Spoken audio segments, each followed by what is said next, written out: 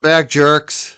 What a great night last night was. I was still on a little bit of a high. We had attorney Carl Steinbeck back on the show, broadcasting on his channel. He had huge numbers, and on our channel as well with the guy attorney Mark Betterow here. It was such a great honor to be able to host that last night on the channel and have you all here and feeling the love. I thank you so much. I've been so busy today. I'm late because of me. Not sometimes it's because of the guest or we start chatting in the green room. This guest was here ready to go early. He's got his own channel, but I'm running late because there's so much other shit going on that I have to deal with right now, unfortunately. But we got the show. This is another great show today. Looking forward to. This is going to be a first time criminal defense attorney on the show. He's got his own channel. He's from Ohio. I was watching it. He hit me up. I started following him on Twitter, I think. I found him. I saw that he, was covering the case. And then he hit me up to use some of my video that I had gotten from the Zoom from Aiden Carney, Turtle Boy. He's like, "Can I use your video?" And I was like, "Yes." And then I went and watched it. And I didn't get to watch all of it, but just a few minutes of it. And I'm like, I love this guy. He's amazing. He's amazing. I have to get him on the show. And I just hit him up, and it was easy. And here we are. This is going to be fun. And we get to talk about Aiden Carney and Turtle Boy because he did a whole episode on it. So this is going to be cool. I'm looking forward to this this afternoon. Let's bring him up. His channel is Potentially Criminal on YouTube. In Twitter, he's on there as well. I think it's Law Tube Sean, maybe it is. Sean is how he spells Sean. We're going to post all the links up in the chat today, so definitely follow him, subscribe to him. Make sure you check him out. Let's bring him up right now. We're going to bring up Sean right now. Sean is a criminal defense attorney in Ohio. He's got a YouTube channel. Let's bring him up. Welcome to the show for the first time, Sean. Thanks, Mike. Thanks for having me here. Appreciate it. This is exciting. Sean Martin. I have the last name right too, right? Yes. Flying by the seat of my pants today, but it's good. It's good. I'm taking on all I can handle, and it's just working out perfectly, which is another great show today, which is I'm excited for. That's how it goes. Yeah. And so you've been doing YouTube for a little while, I think. How long? Since the beginning of 2022, pretty much. Okay, so for just a couple of years. Now. Yeah, just a little while. It's been a lot of fun. It's been a lot of fun. So, tell us about yourself. I want to hear all about you, who you are. So my name's Sean Martin. I go by Potentially Criminal. I am an attorney out of Cleveland, Ohio. I'm over doing the eastern part of Northeast Ohio. Been an attorney now. I'm coming up on 11 years. It seems like I just started yesterday. And I've been able to do, I do criminal defense now, but I did about 2.5 years as a assistant prosecutor here in Ohio. That's ADA. I was basically the equivalent of that. Oh, so you're another ADA. This is like three for three. My last three guests here have been ADAs. Former. Yeah. And now criminal defense. Comparative to what Mark did, I was an assistant in one of the places with a county of 45,000 people. So it was a lot. Wasn't like I was working in the Manhattan DA's office or anything like that. How many ADAs did you have in that office when you were working there? It was my boss, the elected. It was him and 4 of us. Oh, wow. So, yeah. So you probably knew about everything that's going on then. There was the one of them did all the civil stuff and represented all the townships and the governmental organizations, and then the other 3 of us basically did everything else. So wow. How many years did you do that for? I did it. I was in one county for about a year and a half, and then the other county I started in 2019 into 2020, and then I kind of left when COVID started going on, and the election came up, and I kind of saw the writing on the wall, so I kind of pieced out and went back to being defense work. How many years have you done defense work? Because that's like recently from leaving there. Did you do it before? No, I did before. Yeah, sorry. So before that, I was doing defense work. So, basically just about 9 years of defense work at this point. So. Awesome. So you have some experience. You have experience on both sides of it. What kind of criminal cases have you been representing?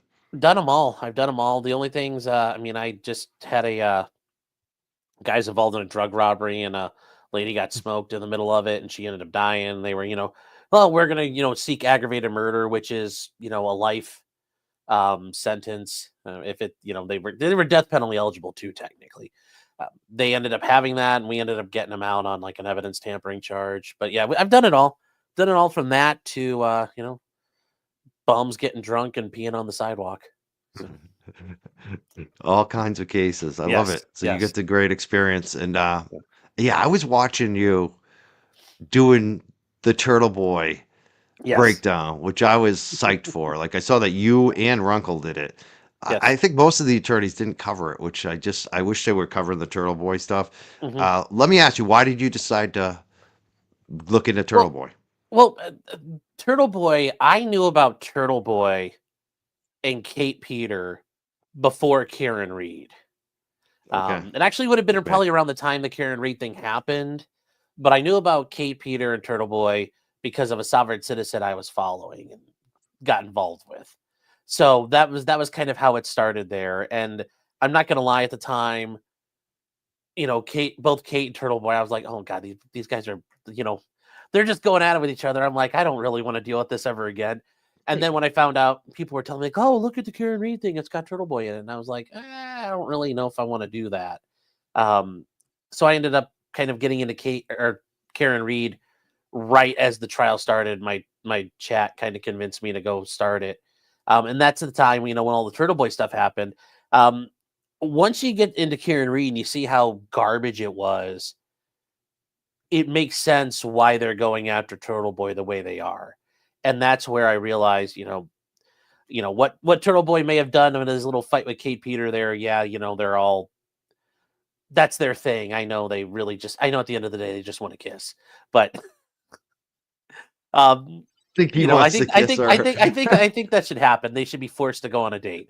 Uh, No, that's not fair to him. I don't well, know. okay, I know, I but don't think he really wants to date her. I think she has an obsession with him. I That's what I I feel like agree. at I this point. agree. And I maybe think at it's one smart. point, like before, because Yes. like you, I've been watching Turtle Boy for decades. I mean, I came at this more Hmm. from the left. Like, I'm a more of a liberal, and a Hmm. lot of the activists were mad at him because he would expose them. But usually they're the worst ones.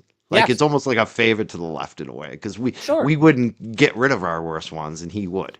Hmm. But what I liked about him, I started watching him, is like, here's a guy who backs the blue, Hmm. but he's exposing even before Karen Reed with this Massachusetts State Police, a Yes. Troopergate, and there's all kinds of scandals. There's judges scandal. There's Yes. so much stuff, like real Hmm. hard news he broke, and that's what I became a fan of. Yes. And this was just when I saw Karen Reed, I just started messaging him, and I was just like Yeah. privately, and I was like, dude, I'm with you on this one. Yeah. Like, And how do we do this? Can you come on the show? And he's like, yep, let's do it. yeah. And it's And been, and did it it's change? Did your audience go crazy when you covered Karen Reed? Because mine did. I'm just wondering if you did. mine did a lot. They were thrilled that I was covering it because I had heard the story at first, and it's when the jury said, or my chat says, like, "Hey, cover this trial thing," and I'm like, "What's it about?" It's somebody just like, "Oh, she ran over him and left," like, and he was found in a snow pile, and I'm like, What the hell is? I don't. That sounds like somebody gives me like the Reader's Digest version. I'm like, that's the dumbest fact pattern ever. It sounds like she ran him over, and then actually get into it, and you're like, okay, yeah, there is a lot here. Um, so no, it's very interesting, and I will say, Turtle Boy has done, without him, Karen Reed, God knows what would have happened to her by this point. Nobody would have ever known about it. I don't think anybody outside of Boston would have ever heard about this case. So, I mean, he has done wonders for this. I mean, he's probably he's probably as vital to Karen Reed's defense as Alan Jackson is, I would argue at this point. Really, really at this point. Totally. And So, the amount of information he's provided them and hmm, dug up, and yeah. he's just even on the, on the just on the police in the DA's Yeah. office, and Yeah. even like Yeah. this new. Have you? Before we get into all the Turtle Mhm. Boy stuff and the Karen Reed stuff, I want Yeah. to ask you about Gene. Gene from Dorchester. This is a new affidavit that came up with Turtle Boy's defense. Hmm. I think it's already started to be used by Karen Reed's team. Unfortunately, I Hmm. think it might be too late for a lot of the stuff, uh, but it probably help Aiden. Have you seen that? What do you think about that whole angle with Jean from Dorchester? She started out as a caller on this show, by the way. Okay. I think there's something there. The problem is Gene knows some facts, but there's not there's not a the being paid the $1,500 a month. Where exactly is that money coming from? Because I know Gene put some facts out there, but from the reading it, Jean seems like she was worried about her, and now it's out there. I don't feel bad, doxing her with her name and all that. I think she was worried Probably. about being identified because, that's you could smoke people out with facts. I think that she was kind of cagey with some of her facts, so there's some plausible deniability. It could be multiple people. So I think that there's, I mean, she would probably need to be deposed because I think the affidavit is helpful to give you an idea that there's something going on, but I don't think it's not the smoking gun. I mean, you can smell like I'll equate it more to like you can smell some burnt gunpowder in the air, but you don't see a gun yet. And you got to look around to go find the gun. And I think that's kind of what the affidavit is, more or less. I understand what they're getting at, and I'm sure that there is a lot of nefarious things going on, but the affidavit itself doesn't, I don't think, initially get people there. At least that's just my looking at it. I feel you on that because the affidavit alone, Yeah. it definitely like you read it and you're like, okay, what do they have? Um, for my sources, a couple things on this. Number one, I've talked to her. Like I'm the one who got her to Turtle Boy to lawyers. I'm the one who said go talk to them, and I put her in touch and did the whole thing with them. The thing that I've heard, number one, is that the reason she was anonymous is because she lives in the building, in the same building, and she got a new place, and so she's ready to move. She thought she would have enough time, like yeah, like a week to move out, and unfortunately, it happened like quicker than she even thought. Like KP knew immediately who it was. Um, but the big thing is on this, it's they from my sources they have text. And do you That's think good. those texts, like how useful could those? Because I don't know what the text, what's on those texts. How useful do you think text could be, and what do you think possibly could be on there to maybe even back up the affidavit? I mean, it would be helpful to know what's on those texts, but I think that those texts, if they're out there, would be more helpful to Turtle Boy and Karen Reed. Knowing that the DA's office is paying, like agitprop that go out there, agitation propaganda for anti Karen Reed things. You could argue that's prosecutorial misconduct, but Bev's not going to dismiss it. She's not going to declare a mistrial. She's not going to do anything about it. So I don't know how much that helps her, but that helps a lot with Turtle Boy because that's been, I think that would be very good grounds. And I think this judge, the judge who ruled on the latest hearing, he didn't even bother saying, like Turtle Boy's on thin ice or anything. He's like, this just wasn't it. This isn't a threat. Like, go screw yourself to Cosgrove. So I think it'll help him more than it'll help Karen. Certainly, it will help the public image of what's going on. But I don't think there's going to be a whole lot that the defense team's going to be able to run with. But who knows? Maybe there's more there. I just don't know right now. Right? That's what I want to know. How will it be used, and what Yeah. could be in there? There's questions unknown. A couple comments here. They don't quite know the background we're talking about, so I'll just fill it in real quick. Yeah. We're talking about Kate Peter, who is really Turtle Boy's nemesis forever. She used to work for him. She's been basically harassing, stalking him. She's got witness intimidation charges against her. I feel like she did the same. She did some shit to me like 18 months ago. She's done it to a lot of other people. She just basically hates Turtle Boy. She's obsessed with him. And a woman that lived at the same building as her was watching all of our shows and realized that the woman that she was talking to in the neighborhood was KP. So she's got all the dirt on KP. She's been talking to KP for who knows how long, and she wrote an affidavit for Turtle Boy's defense team, and she basically made these allegations that Kate Peter was being funded by Norfolk County DA's office, that they were compiling lists of Karen Reed supporters like myself, and probably Sean now to send to the DA's office and all this other misconduct. Not the So first government list I've been on. I'm happy. That's fine. yeah. So that's what this is about. That's just it's very salacious. It's be interesting to see what comes out on it. Yes. Tell us about the hearing because you covered the hearing. What were your Yes. thoughts on the hearing in Turtle Uh, Boy and what happened there?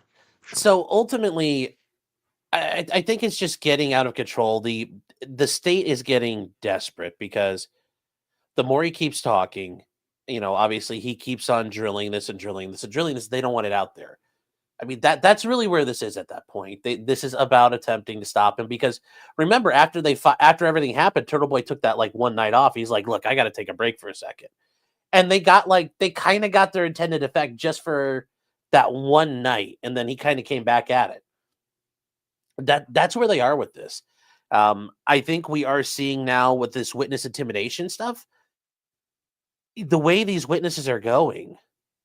Like Carrie Roberts just got she got lit on fire during her cross examination. The first time through, she was untouched, and the first time through, you're like, okay, yeah, that makes sense. There's not a whole lot you can go after this lady for. She seemed to be like the only honest person in the city of Canton that night, besides a snowplow driver. But now, she's either lying or she's a moron, and she can pick which one that she's in on it with Jen or Jen manipulated her. I mean, like I said, take your pick, Carrie.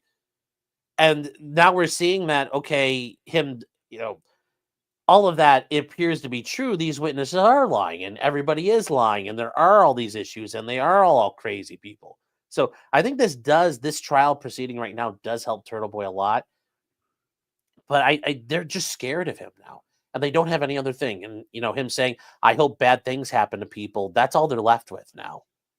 And I think this is going to be kind of the beginning of the end. I think stuff's going to start to unravel with this because um, I think everything Turtle Boy did is First Amendment protected.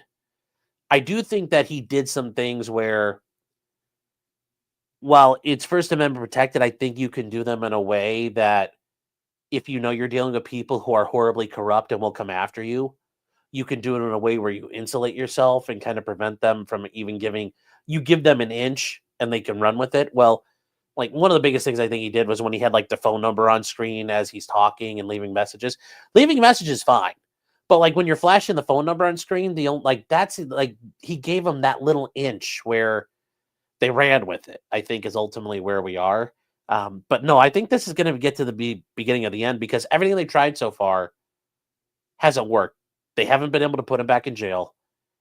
And this was probably their last real effort because if this doesn't count, as long as he just stays inside this, where the judge has already said you're okay, they're not going to be able to get him. So they've got no other choice. They're out of options now. It failed. And I don't think they're going to be able to, want to try this. So that was really all this is for. I think at the end of the day, it was just to see how long can we keep him in jail for during this trial. And they failed. And it completely failed. So glad you're saying that. I love to Mhm. hear a former assistant district attorney Yeah. Well, that's not tied to the yeah. case like Betterow, because Betterow can't really say a lot Oh, of I this can. Yeah, stuff that's the when he neat comes part. on. And that's what I Yeah. love about this, and that you're so knowledgeable about it, because Yeah. that's what's been going on. That's what I've Hmm. been saying for so long. Because I felt it. They came Yeah. after me. Like, and And they didn't and arrest me. They and didn't even come to here's my house, yeah. but they still did And, it. And they showed up to all these other yes. women's houses. That there was Hmm. they. I mean, I just the stuff that this Mass Hmm. State Police and Uri and Tully and Hmm. Proctor and Hmm. Morrissey, the whole gang of them. Yeah. They're really nasty people, and they try to Oh, shut our voices down. and I guess I'll say this because I don't have to worry about all of it. You know, fuck. Well, can I swear on here? Today you can. Okay. This is your first show, and Okay. so you can Oh, do whatever you want. You're a okay. former So ADA attorney yeah. on my show today. Yeah, Yeah. you can do whatever you Sure. want. Okay. So Morrissey, fuck you. Tully, fuck you. Proctor, really fuck you. Buchanan, fuck you. DeChico, fuck you. Fuck the Massachusetts State Police. Fuck the whole Norfolk fucking district attorney's office. Really, at this point, I'd say fuck you too to Bev at this point as well. So Fuck all you people. Yes, I love it. Oh my God, I we mean, may get like, charged. Are we going to get charged with the witness intimidation? Are I we hope so. intimidating the state I police hope right now? so. I hope so. Guys, Fuck I mean, Tully, that's what fuck his kills me. wife, fuck his Yeah, kids. yeah. Half of these, like, that's what kills me. Like, you mentioned the phone number thing. Like, Yeah. all right, there's a few things that maybe Turtle Boy did that were like on the edge, things that I don't think it was on I the would have edge. been It's just, safer. yeah. But a lot of shit is just bullshit. Mhm. Like intimidating the state police. Yeah. Come on, that's such Yeah. bullshit. Yeah. No guy with just sitting in his home doing a show is intimidating the state police on this level. Give me a Yes. break. That is Well, that's the so. thing, you're in the Massachusetts State Police, and you guys live in a state where you like owning a gun is not an easy thing, but you're in the state police, and guess what? You got at home, you could do whatever you need to do, Tully. Like, if this is how the police, the Massachusetts State Police are the premier law enforcement organization for the state of Massachusetts.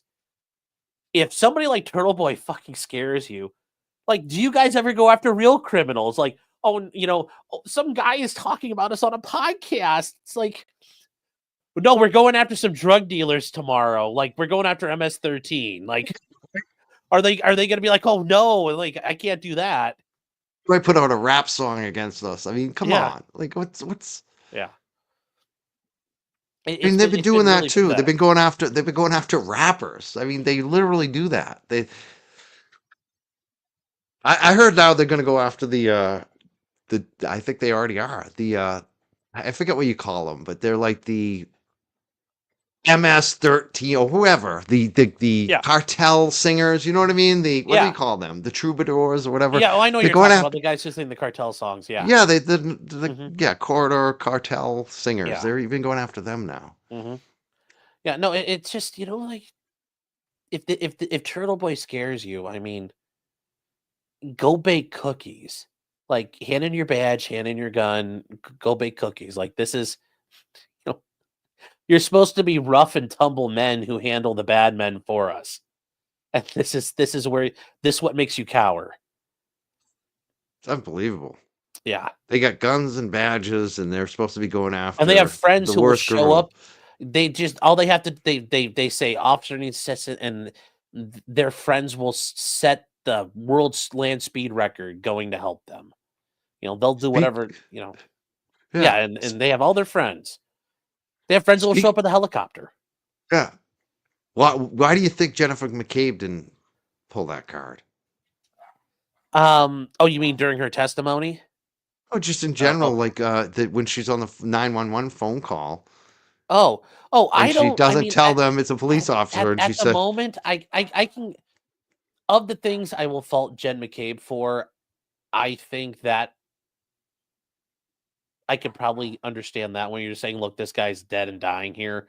That one I can get away from. But the rest of, that's the one part I think she can explain with enough plausible deniability that, okay, that you can give a reasonable answer to that question.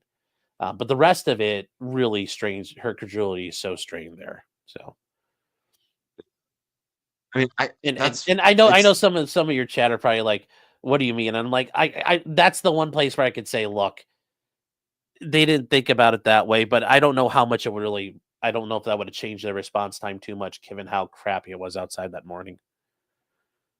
it's true, but I don't know. I'm just not buying it. Like, cause Yeah, I grew up with some kids who were cops, some yeah, dudes, hmm and I know that culture, and I know that if I was out with one of them, yeah, or if anything's going on, yeah. You call especially in them. the town where they're a cop at, or they're, Hmm you know what I mean? Like, Yeah, I mean, it wasn't the same town, but still, it was in front of a cop's house, your yeah. relative. So I'm And just, it's right in front of the chief's house, and yeah, everybody lives there. Yeah, yeah. yeah. I don't know. That's the part Yeah. that gets me. I'm just like, Well, the whole thing reads like Copland, like the movie Copland at this point. Everything that happens there, and they just button it all up and move along. does feel like Copland. The town is like that. Like it's always been Hmm like that for a long time.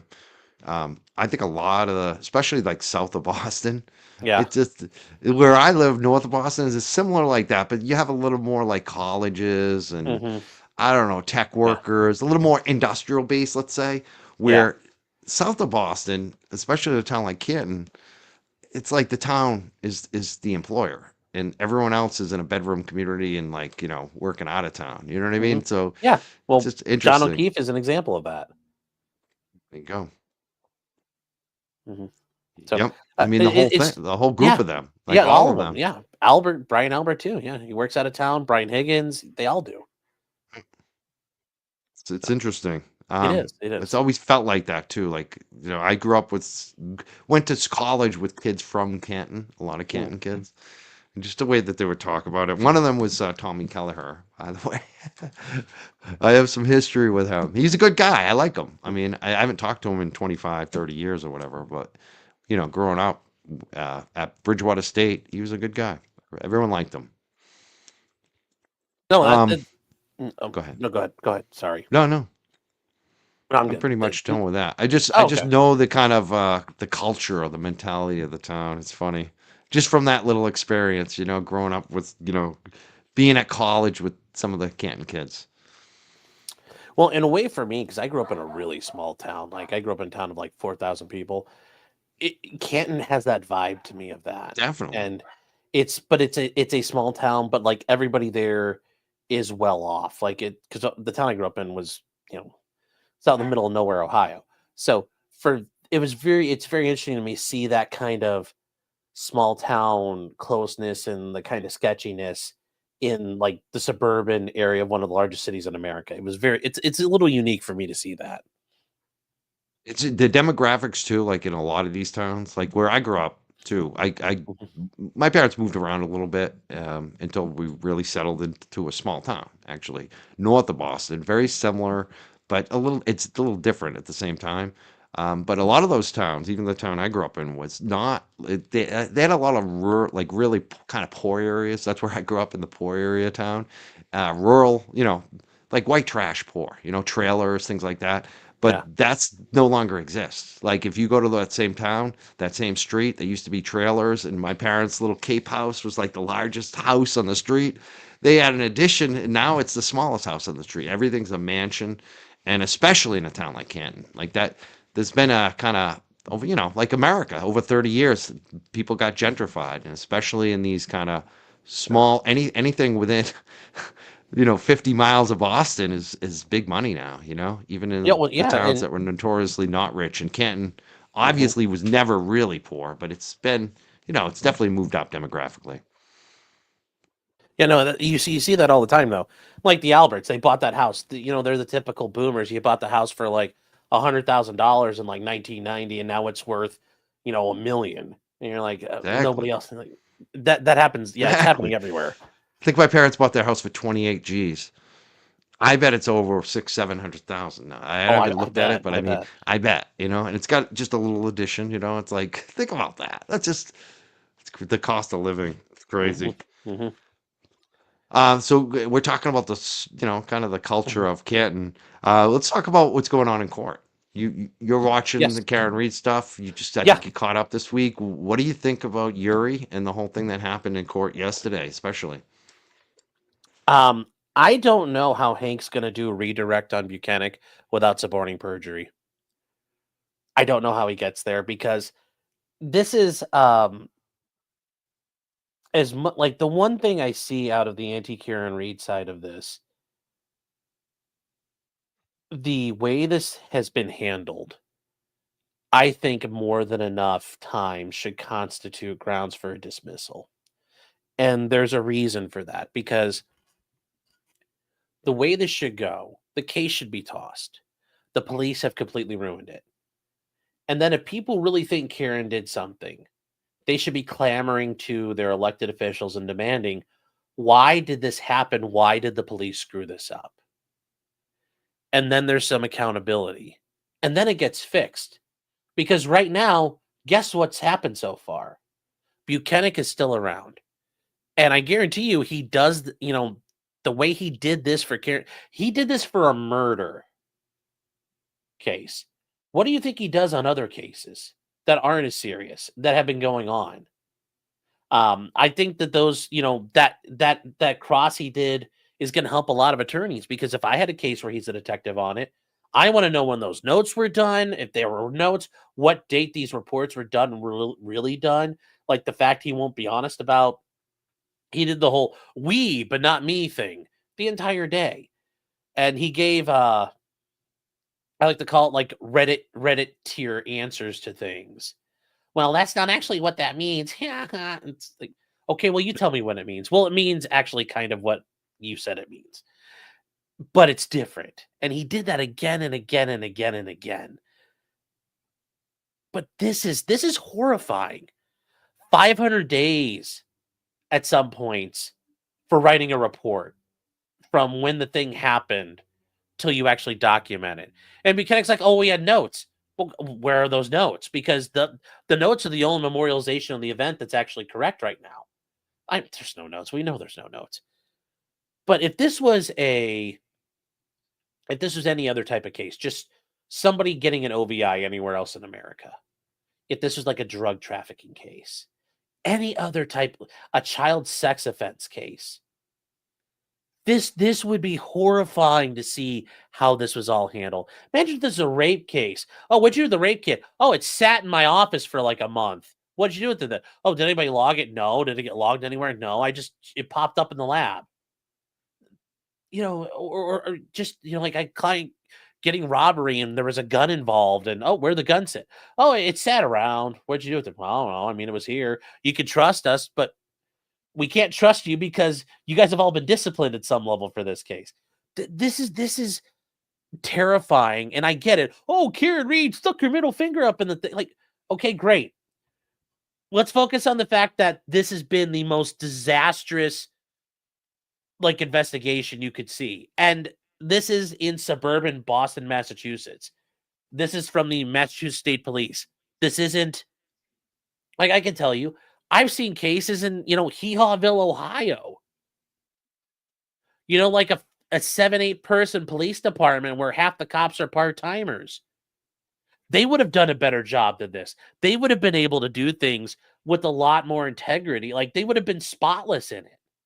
They would have been able to control evidence. They would log evidence. They have evidence lockers. They follow their rules.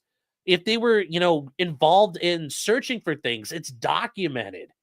One of the times I had a case, and like I said, in this rural community I was in, they had to do there was something similar involving something got destroyed, and they gridded it out. And it wasn't up to archaeological standards, but they took a picture and it was gridded out enough you could figure it out. These guys haven't done anything at all. The Canton police haven't done anything at all right. This alone should be enough to get rid of it. And it's sad that it's not. But I guess it helps to show the world how disgusting it is. And this case alone, I mean, Buchanan it's just been awful. I mean, I don't know how. I don't know how you can trust this on any other case. I don't know how you could trust Yuri Buchanan on any other case he touches right now, because if he's going to say this now, he's going to say this again. It's just, we see it more and more now. Like the Daybell cases, the Richard Allen cases, it's so much of it. And it's not even the police, but it's the judges. So as it's just like any standard distribution, like any curve. Half of whoever's doing a job sucks at it. So you think it's just that they suck at their job? Well, Do you no, think no. there's I was getting to corruption? Like, Judge why Bev. is that happening? Well, Why I is was it getting to happening? Judge Bev. I was going to say Judge Bev is an example of this. Like, Yeah. we're now seeing judges who suck. Judge Bev is not a good judge. She's on the bottom end of the curve. And that should terrify you that your attorney may do everything right. You guys may have the facts and the law on your side, and you get some judge who's sitting there slurping on her Stanley going, well, no, I don't think so. And you might go to prison because of that. And the Court of Appeals might say, well, oh, well. And that's because your judge is a moron. But with the police, is it maliciousness? Is it incompetence? These guys, it's so bad. The incompetence is so bad, like the line is blurred. This isn't even close. I mean, do I think some of them were, trying to generate a lead and a result? Sure. But it's been horrifying to see how this worked out. Especially yesterday. Like we now know that, like I don't remember the Brian Higgins, fight, like looking to fight John O'Keefe exactly from the first trial, but like there's so much of this, and there's so much more that's going to happen come Monday. Like, oh God, the rest of this cross is going to be awful. And I just realized I've been talking for a long time, so I need to Who do you stop. think's gonna? Uh, Well, yeah, yeah. Sorry, I'm so sorry. You've been amazing. I wouldn't. Sorry. Yeah, it's funny who's calling me right now. I should put them on the air. Oh, Gene, it's Gene. Gene's calling me. oh, I hope I didn't say anything wrong, Gene. I'm But sorry. I didn't mean to run like that. no. I was gonna say you've been amazing. I didn't think you were. That's what Okay. we do here. You're an expert, and you're throwing down so many nuggets of I, I, I'm goodness. I'm a, I am a half-tarted monkey who wears pants. That's all I am at the end of the day. So, You're like me. so You underestimate yourself. You play it down, which is yeah, good. It's better than having the crazy. Yeah. Um. yeah. I'm trying to think because I had a question and then Gene I'm called me sorry. and I'm like, and I Okay. probably should have said it was Gene. I'm probably gonna get in trouble for that. Whatever. We're Yeah. giving away secrets today. Sure. Um, Sure. yeah, sure. So, where do you think this will go in terms of Monday? Because you mentioned Monday, Hmm. and I just wonder where do you expect it to go? Like, because there's a lot that hasn't happened with Buchanan yet, and Yeah. I mean, well, the problem is Hank is. I thought Hank was going to have to call Proctor, and he wasn't, because otherwise you're basically tossing your investigation into the wind. Hank tried to use Bukaki here to fill in all the gaps and say it was we who did it. Like we did it all together. But now there's so many gaps where Buchanan's like, actually, it was just him, or I don't know. That I think, Proctor's still gonna have to come. But on Monday, we've got the video. The Sallyport video is gonna have to come out.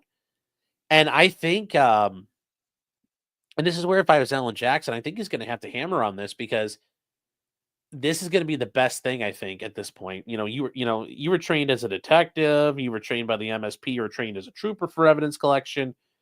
Did anything you do meet the standards of MSP as you were trained?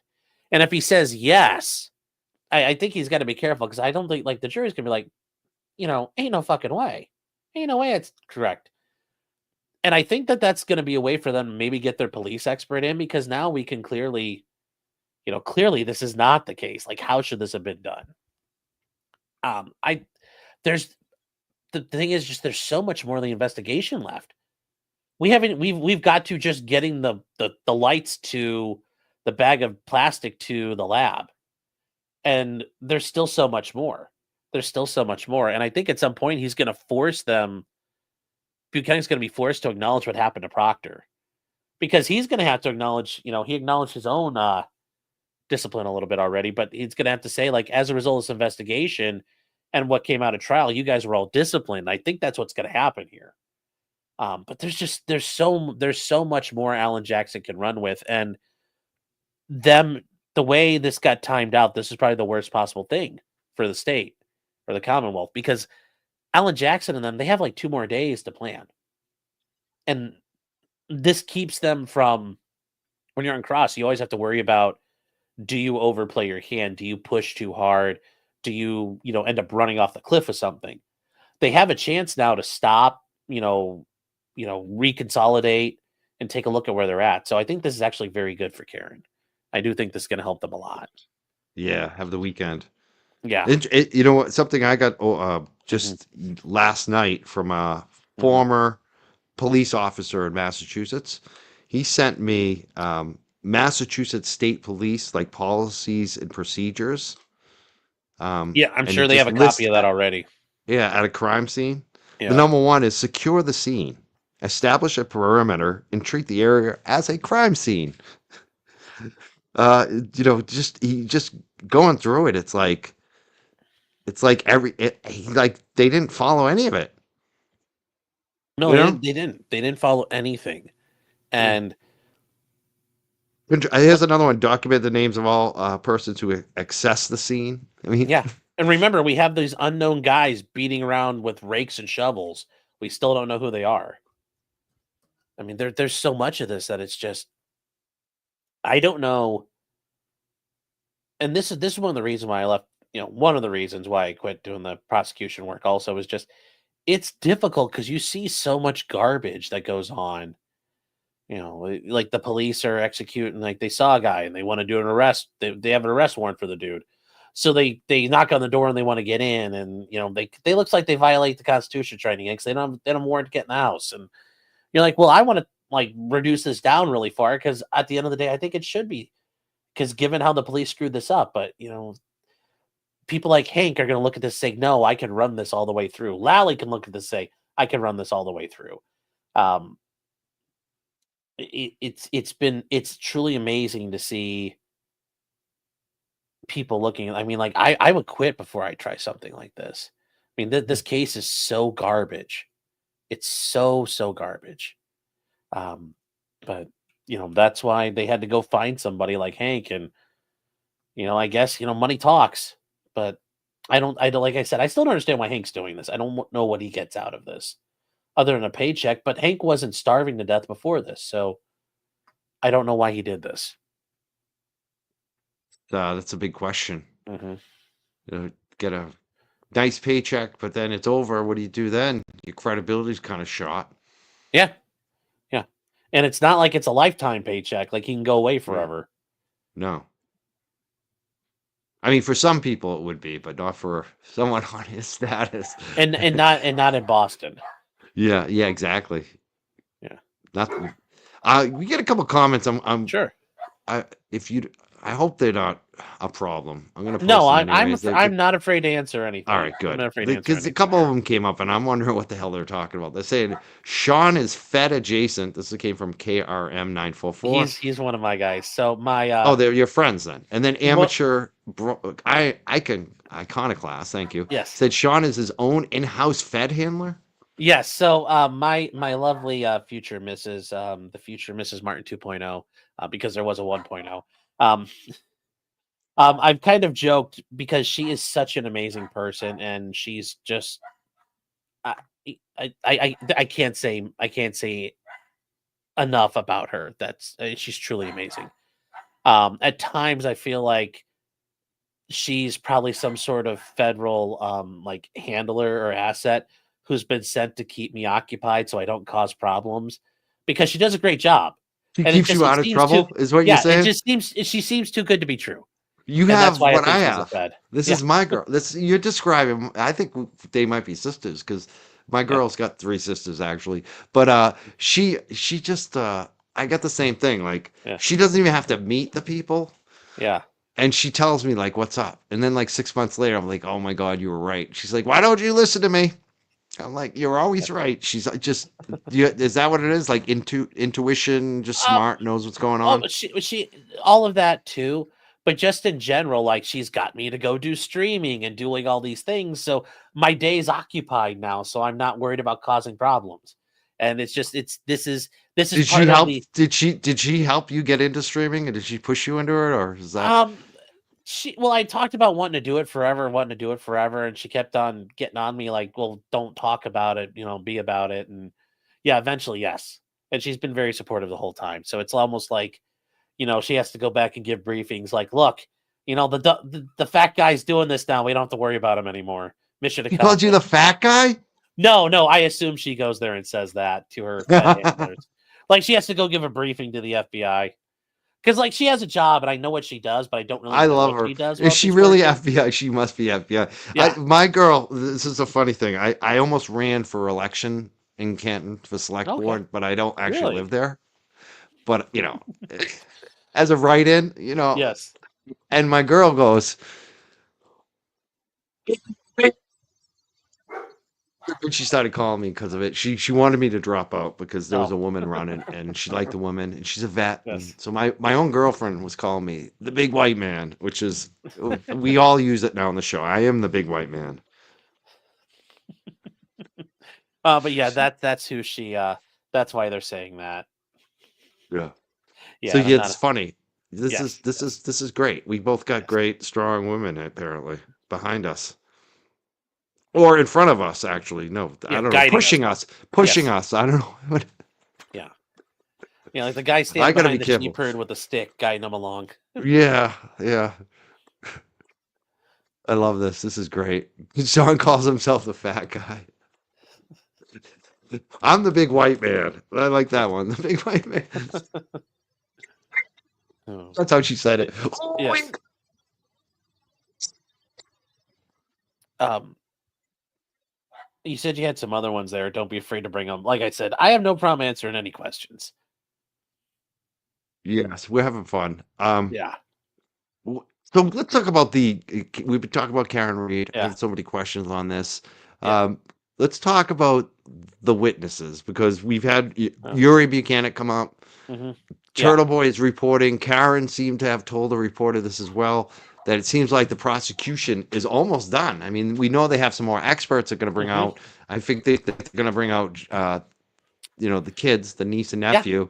But beyond, like, it seems like they're probably not going to bring many more law enforcement out. What do you I don't think? think What do you so. think's going to happen? Do you think Oh, that's a smart move? Should they do it with Proctor? The rest of these mhm. guys, Tully. Should they even? I'm surprised they won't bring out Tully. I mean, that seems like one they would bring out. But what do you think? I think you have. I could see him bringing Tully out, but just relying on one cop for this entire thing, really. I mean, yeah, Connor Keefe has been out there, but it's really been Buchanan. It's a little weird, but I will say this much: Hank is far better at planning this, and is a far better trial attorney than Lally ever was. Um, the way Lally did it before. I mean, I'm not gonna lie. Like, I started watching the trial, and I looked at my chat a couple of times. I'm like, guys, I'm not gonna keep watching this. This sucks. This is awful. And they're like, no, no, no, keep watching. It gets better. And it did, but it went on for 30 freaking days. And I thought this was going to be another slog, but Hank has understood he needs to streamline it. He's great about getting rid of, and I think this actually helps Karen a lot. He hasn't brought in the Alberts. He hasn't brought in all the other superfluous people. It keeps them out of the way, and it allows them to do a lot more streamlining. And I think, yeah, I think Hank is getting close to done. Maybe another cop, maybe Tully. He's then going to have to get into the MEs. He's going to have to get into the crash experts, and I think that's going to be it for him. I don't know how much longer Hank's going to go. So yeah, I thought this was going to be another 35-day trial, but it's going to be. I think it'll be done. I think Hank's done next week, maybe depending on how bad. Well, actually, no. I mean, like overall, he's probably only got 5 or 6 witnesses left. I bet. Oh, If there I weren't would. any cross involved, I bet he could be done by like the end of next week if it's a full week. I would be much shorter. Yeah, it went on and on and on last Yeah. time with Lally. It's so true. I almost thought he like bored them into submission in a way, like Well, because that's it went so the long, it made people forget about all the stuff that they oh, it had is. already seen. Well, that is the thing because after a while, as the prosecutor, you're already ahead of the curve. Um, Even though juries say they're impartial and all of that, you know, Karen's sitting there. That's strike one. She's in a suit and dressed nicely. Well, that's strike two. And strike three is they say she's the bad man. So for jurors, a lot of times you're fighting against that. You have to battle back and catch up. So Hank's already out ahead. Right now um, a jury's going to say, "Well, God, we've heard so much stuff," and they might just say, like, "Well, I don't know anymore." And that's the thing, Karen Reed. Like when you get to retrials, your odds of conviction skyrocket. The more and more times you do it. So I think Karen's innocent. I don't think she should be convicted, but her odds of it have gone up a lot. Have gone up a lot. So, Agree. um, I think there's a very serious possibility it happens to her. I hope to God it doesn't, but I think it could very likely happen. Like it's a very realistic thing. Like I know David Yannet and Alan Jackson are going to tell you one touch with an armored sleeve, and they're going to hit 100 home runs. They should be telling you that. They should be believing that. But for the rest of us out here, guys, just be prepared. Be prepared. Don't act like the anti Karen Reed people if she gets acquitted, where they're like, "How could this happen?" Because it's a very real possibility. I don't mean to scare people, but We think on a percentage basis, like Is it like 1%, 5? Because I've been thinking Oh, about you that mean of too. her getting convicted? Oh, Yeah. it's always well. There's never 100%, and I Right. mean, I always tell clients this. Even if, I mean, short of there's that famous case out in L.A. where the guy got filmed by Larry David doing Curb Your Enthusiasm at a baseball game. He was accused of being in a murder somewhere else in L.A. at that same time, and without that footage, he probably would have been convicted. And without proof like that, I tell people the best I can guarantee you is a 50-50 shot against a jury because a jury is a coin flip. Juries will make decisions and they will focus on, I've had cases before we were, you know, it was an attempted murder and we were talking about all the facts that mattered. And the jurors were focused on the dumbest little thing ever of was the guy wearing like blue shoes versus red shoes. And that's how they determine, they almost focus it on like the dumbest little fact. Dumb as shit. Just like they Yeah. did the first trial. I mean, I felt Oh like yeah. they They're like, tried oh, to we don't. solve the crime. Yeah. That's what I'm so afraid of. When Yeah. I saw the It first is. trial, it's like you Hmm. just never know who's on that jury, and you never know Yeah. who you're going to get for a judge. I mean, that's Yeah. the two things here that make such a Hmm. difference. That is so Yes. wild card. You never know, right? It is. And that's why, I mean, I think Karen's got, I'd say, she's got a 50-50 shot. And I say that with like, I'd like to say it's a lot more, but I think in reality, I got to stick with what I do in the real world. I mean, I practiced during the day. I had a trial this week. It's a 50-50 shot at best. And I think that, but that's strong. Like she actually has a genuine, like very strong Yeah, case. And most people don't defeat a murder yeah. charge. Like when you're indicted for Mhm. murder, I imagine more than 50% get convicted that are Yes. indicted for murder, right? I mean, that's Yes. Oh, yeah. And I yeah. mean, I know people out there, and I'm sorry, I see some people commenting in chat. Well, what about the appeals? And this is where, because I do appellate work too, and I know Alessi does appellate work. And if he were sitting right here, he probably would agree with me, because this is a very cynical take. The Court of Appeals, no matter where you are, their job is to keep the court system from imploding because the Court of Appeals has, the best little tool in their pocket. It's called harmless error, meaning, sure, the prosecutor may have violated your client's Fifth Amendment right during the closing arguments and kept referring to his silence and what did or didn't do or what wasn't brought up by the defense during their case in chief. And yeah, it's really shocking and and it shocks the conscience. The judge didn't do anything about that. It didn't instruct the jury. But you know what? He was guilty anyway, so it doesn't matter. And you can tell, wow, that seems very fact specific. Yes, I'm very salty about that case I lost on appeal. But courts of appeals are not in the business of upholding justice, they're upholding the system. If they overturned all the cases where, yeah, Fifth Amendment was violated, it doesn't matter the weight of the evidence. You're not allowed, like, that's also, again, like with the police. You want to stop prosecutorial misconduct. Anytime the prosecutor screws up, new trial. Because guess what? That'll fix itself very quickly. When the system implodes and the cost of trials start crippling the government, they'll start making sure they do it right. They'll make sure they get it done the first time. It'll enhance things. But until that happens, Court of Appeals, they're just going to punt. They'll distinguish it. There's all kinds of ways to handle things. And there's another attorney, his name's Andrew Branca. He says it, and it's very true. Appeals are for losers. You've already lost. So it's the NFL. You're asking to overturn their decision, undo the thing you did. You're asking. You're already, you're even farther behind the curve now because this other court and a jury already said, yeah, Karen's the bad man.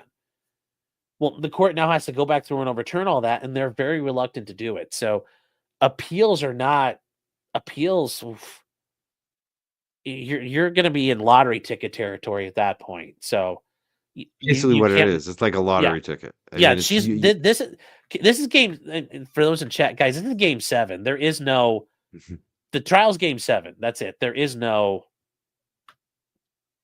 appeal. You don't even yeah want to think about appeal. yeah Let's win game 7. and Ms. Holmes. Let's go to this Yeah, question yeah, because this people are getting a little yeah, worked up in the chat, I and that's think, about okay. this. And I think that they need to realize that you're speaking very truthfully, realistically, Yeah, and kind of cynically about the system that you've seen. You've worked in the system, so Yeah. you know how it works. Yeah. Saying 50-50, watching the same trial. Do you think Karen's innocent? You do, Oh, I right? think 100% she's innocent. I don't like what do I think happened to John O'Keefe? I think the most likely outcome is he was walking up to the house, slipped and cracked his head on the sidewalk, and kind of wandered around and fell out in the snow. That's the only thing that makes sense.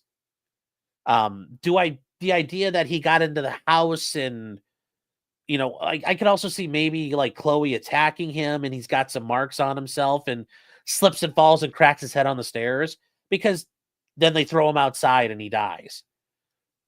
That happens all the time. Like colleges across America every year, kid like gets alcohol poisoning or slips and falls and everybody thinks he's dead and they just throw him out like that.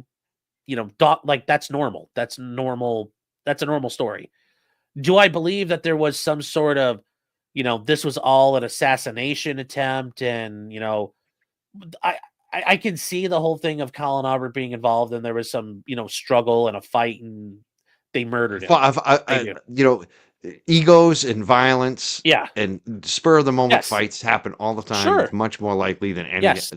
big Yeah. crazy And conspiracy theory. and But yes, but I in I can terms see of that. And this also, trial, though, yeah, I and mean, well, the one other thing I was gonna say is, the whole Brian Higgins thing, I could see that. Men have killed each other for millennium over trying to get a crumb of a yeah. little something from a woman. And Karen Reed's not a Karen Reed's a good looking woman, and men have killed each other over far uglier women. Oh, So she's yeah. attractive and So that's professional, yeah, and I totally a lot buy of some of men like these. that. Yeah, A lot of us like the yeah, strong women, like the strong. yeah. She's definitely attractive to a But lot yeah, of us. like So yeah. there are a million theories I would buy before the idea she hit him with the car and he did some sort of crouching tiger, hidden dragon, pirouetted jump flip kick and landed in the snow like that. I don't buy that. I don't buy that. So, but as far The as re yeah, 50 oh 50 or again yeah, because so people were worked yeah, up we're by that. watching the same trial every day. Every like I because here's the thing when it comes to things with like I make fun of this when it was like all this stuff going on with Trump and people like it's another bombshell. It's like it was a bombshell full of mouse farts. Like not every day has been Jackson or Yannetti dropping a hole in one every day. Like have they made some progress some days? Sure. Have there been some days where it's been like they didn't fuck it up? Sure. And that's important. As long as they aren't losing, they're still in the game. But not every day has been 100-0. That's not how it goes. Yuri Buchanan, this is like watching Mike Tyson fight a grandma. They're beating the brakes off him. This is brutal. Kerry Roberts was absolutely brutal. Jen McCabe was a lot more subtle. Do I think it helped? Sure. Was it the, grand slam a lot of people think it is? No. Do I think they're making good progress? Yes. But they are not blowing it's not blown out of the water yet. And I think people need to understand that because I've had trials where I don't know what more I could do. Well, look, here's all our evidence. And the jury's like, yeah, we don't believe it. And they believe the other guy. I mean, that happens. That's why I'm trying to tell you the jury can decide. And the bigger thing is, if you're Jackson and Yannetti and say, hey, Bev, can we get a directed verdict? The jury clearly lost away. She's going to be like, no, I think they made a decision based on what they had, guilty. And I'm just trying to tell you guys that's how it is. This is not formulaic. This is very much yes, you can kind of gauge things, but keeping score doesn't do it. Because at the end of the day, this is going to be an analysis by people. And it's more or less a subjective analysis for 12 individual people who then put it together into one big determination. I'm sorry, my dogs are losing their mind. But that's what it is. I can sit here and gas you up and say, sure, it's, they're going to win. The feds are going to start frog marching everybody out. They're all going to Florence Supermax. They're all going to be in 23-1, like lockdown all the time. Jed McCabe is going to have to they're going to trade her around for cigarettes. at prison. Like I can tell you all of that if you want me to. Sure, it No, you're ain't not. happening. That ain't happening. I like your truth. So I appreciate it. I'm supporting you mhm, speaking your truth on this, and I get where you're yeah, coming from. I do. yeah, This is a conversation I'm having in my own life right now about we can be right, but we can still get effed. It's just yeah. and it sucks. It really, It's like I said, depends on those 12 people yeah, and that judge. And we already know the judge is not good, so hopefully we at least get the 12 people, yes, and I think they being the can. right I ones think they on. very much will. We'll But see. I just, this is, you know, This is what's scary about it. This is yeah, why I've been raising money for Karen Reed and supporting her because I know hmm how crooked it can be. It's not fail proof.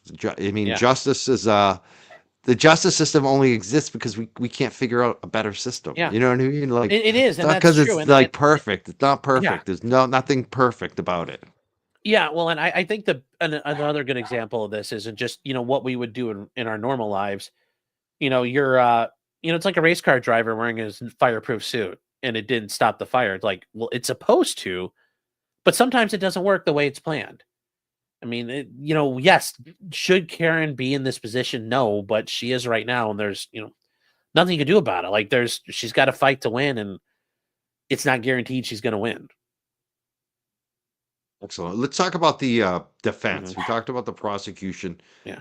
If the prosecution doesn't bring up Proctor, if they don't bring up Matt McCabe, they don't bring up Tully, do you put them all on the stand or some of them on the stand? What would you do? What would you be looking at? Well, you're gonna you've got some issues, and a lot of it is Judge Bev because you can bring them up and you could try to get them declared to be hostile witnesses. And I don't know how, like, I don't know if Bev would have allowed that. Let's say they brought up Buchanan and he testified like that. I don't know how. I don't think she would. And I like once again, do I think she's in the bag for the state? Not probably different than a lot of judges, and a lot of judges are very pro state at the end of the day. And it's weird because Bev was a defense attorney for a while, Yeah, a but public most defender too. Yeah, most judges though, which is very weird because the way she's ruling, it's ruling like she was a career prosecutor and then became a judge. But you run into issues with that because the biggest thing you can get out of Proctor is you can get him to take the fifth. And he definitely can plead. He can plead the fifth. He has every right to plead the fifth. The only issue is though in Massachusetts, you guys do this all outside the jury's presence, which I think is um I think is problematic because the jury should be forced to hear this person plead the fifth because that's something they can use to infer. And especially if the investigator who was on the case ends up pleading the fifth for what he did during the investigation, I think that's critical evidence. But in the meantime, I mean, think about how good Buchanan was about jerking this around. You put somebody like that up on direct and you can't cross examine him, and Bev doesn't let you get him as a hostile witness, he's going to run circles around everything. The only thing he might have to, you're going to get him to answer is I was fired. And he'll say, well, why were you fired? And, I know there's going to be limitations to that because it's not like they're going to be able to whip out his report and slap it on the table and say, well, you tell us what this says. Or isn't it true this happened? Hank's going to fight it, and Bev will probably keep that from coming in. And once again, she is going to hamstring Karen, but I think you have to try it. If Proctor doesn't get called, I think you have to do it. And you can then bring up on your closing, like, look, we had to bring in this guy. And you could see he didn't want to cooperate. You could see he was jerking us around. He refused to answer questions. Why is that? And you can draw it from that. But if Hank doesn't do it, yeah, they're gonna have to. It's gonna be very tough. But Alan Jackson, Yannetti, and Alessi are very good at what they do. So they'll figure out a way to get what they need, I think. I'm just glad I don't have to worry about that outcome because that's going to be a lot of planning and it's going to be very tough. high stakes too. I mean, how do you deal with what you do for a living? Because I mean, there must be a lot of I can't imagine the stress of it when Hmm. you have a client and they're looking at years in jail versus being found not guilty. and a lot of it's on your skills and how hard you work on the case. Like, how do you deal with Mhm. that kind of Um, stress, worrying about it? well, a lot of times though, the facts and the law kind of have already played themselves out when everything unfolded. So that's not as stressful. It's just how am I going to deal with it? But even then, it's generally okay. It's the only terrifying time is when you don't think the person did it.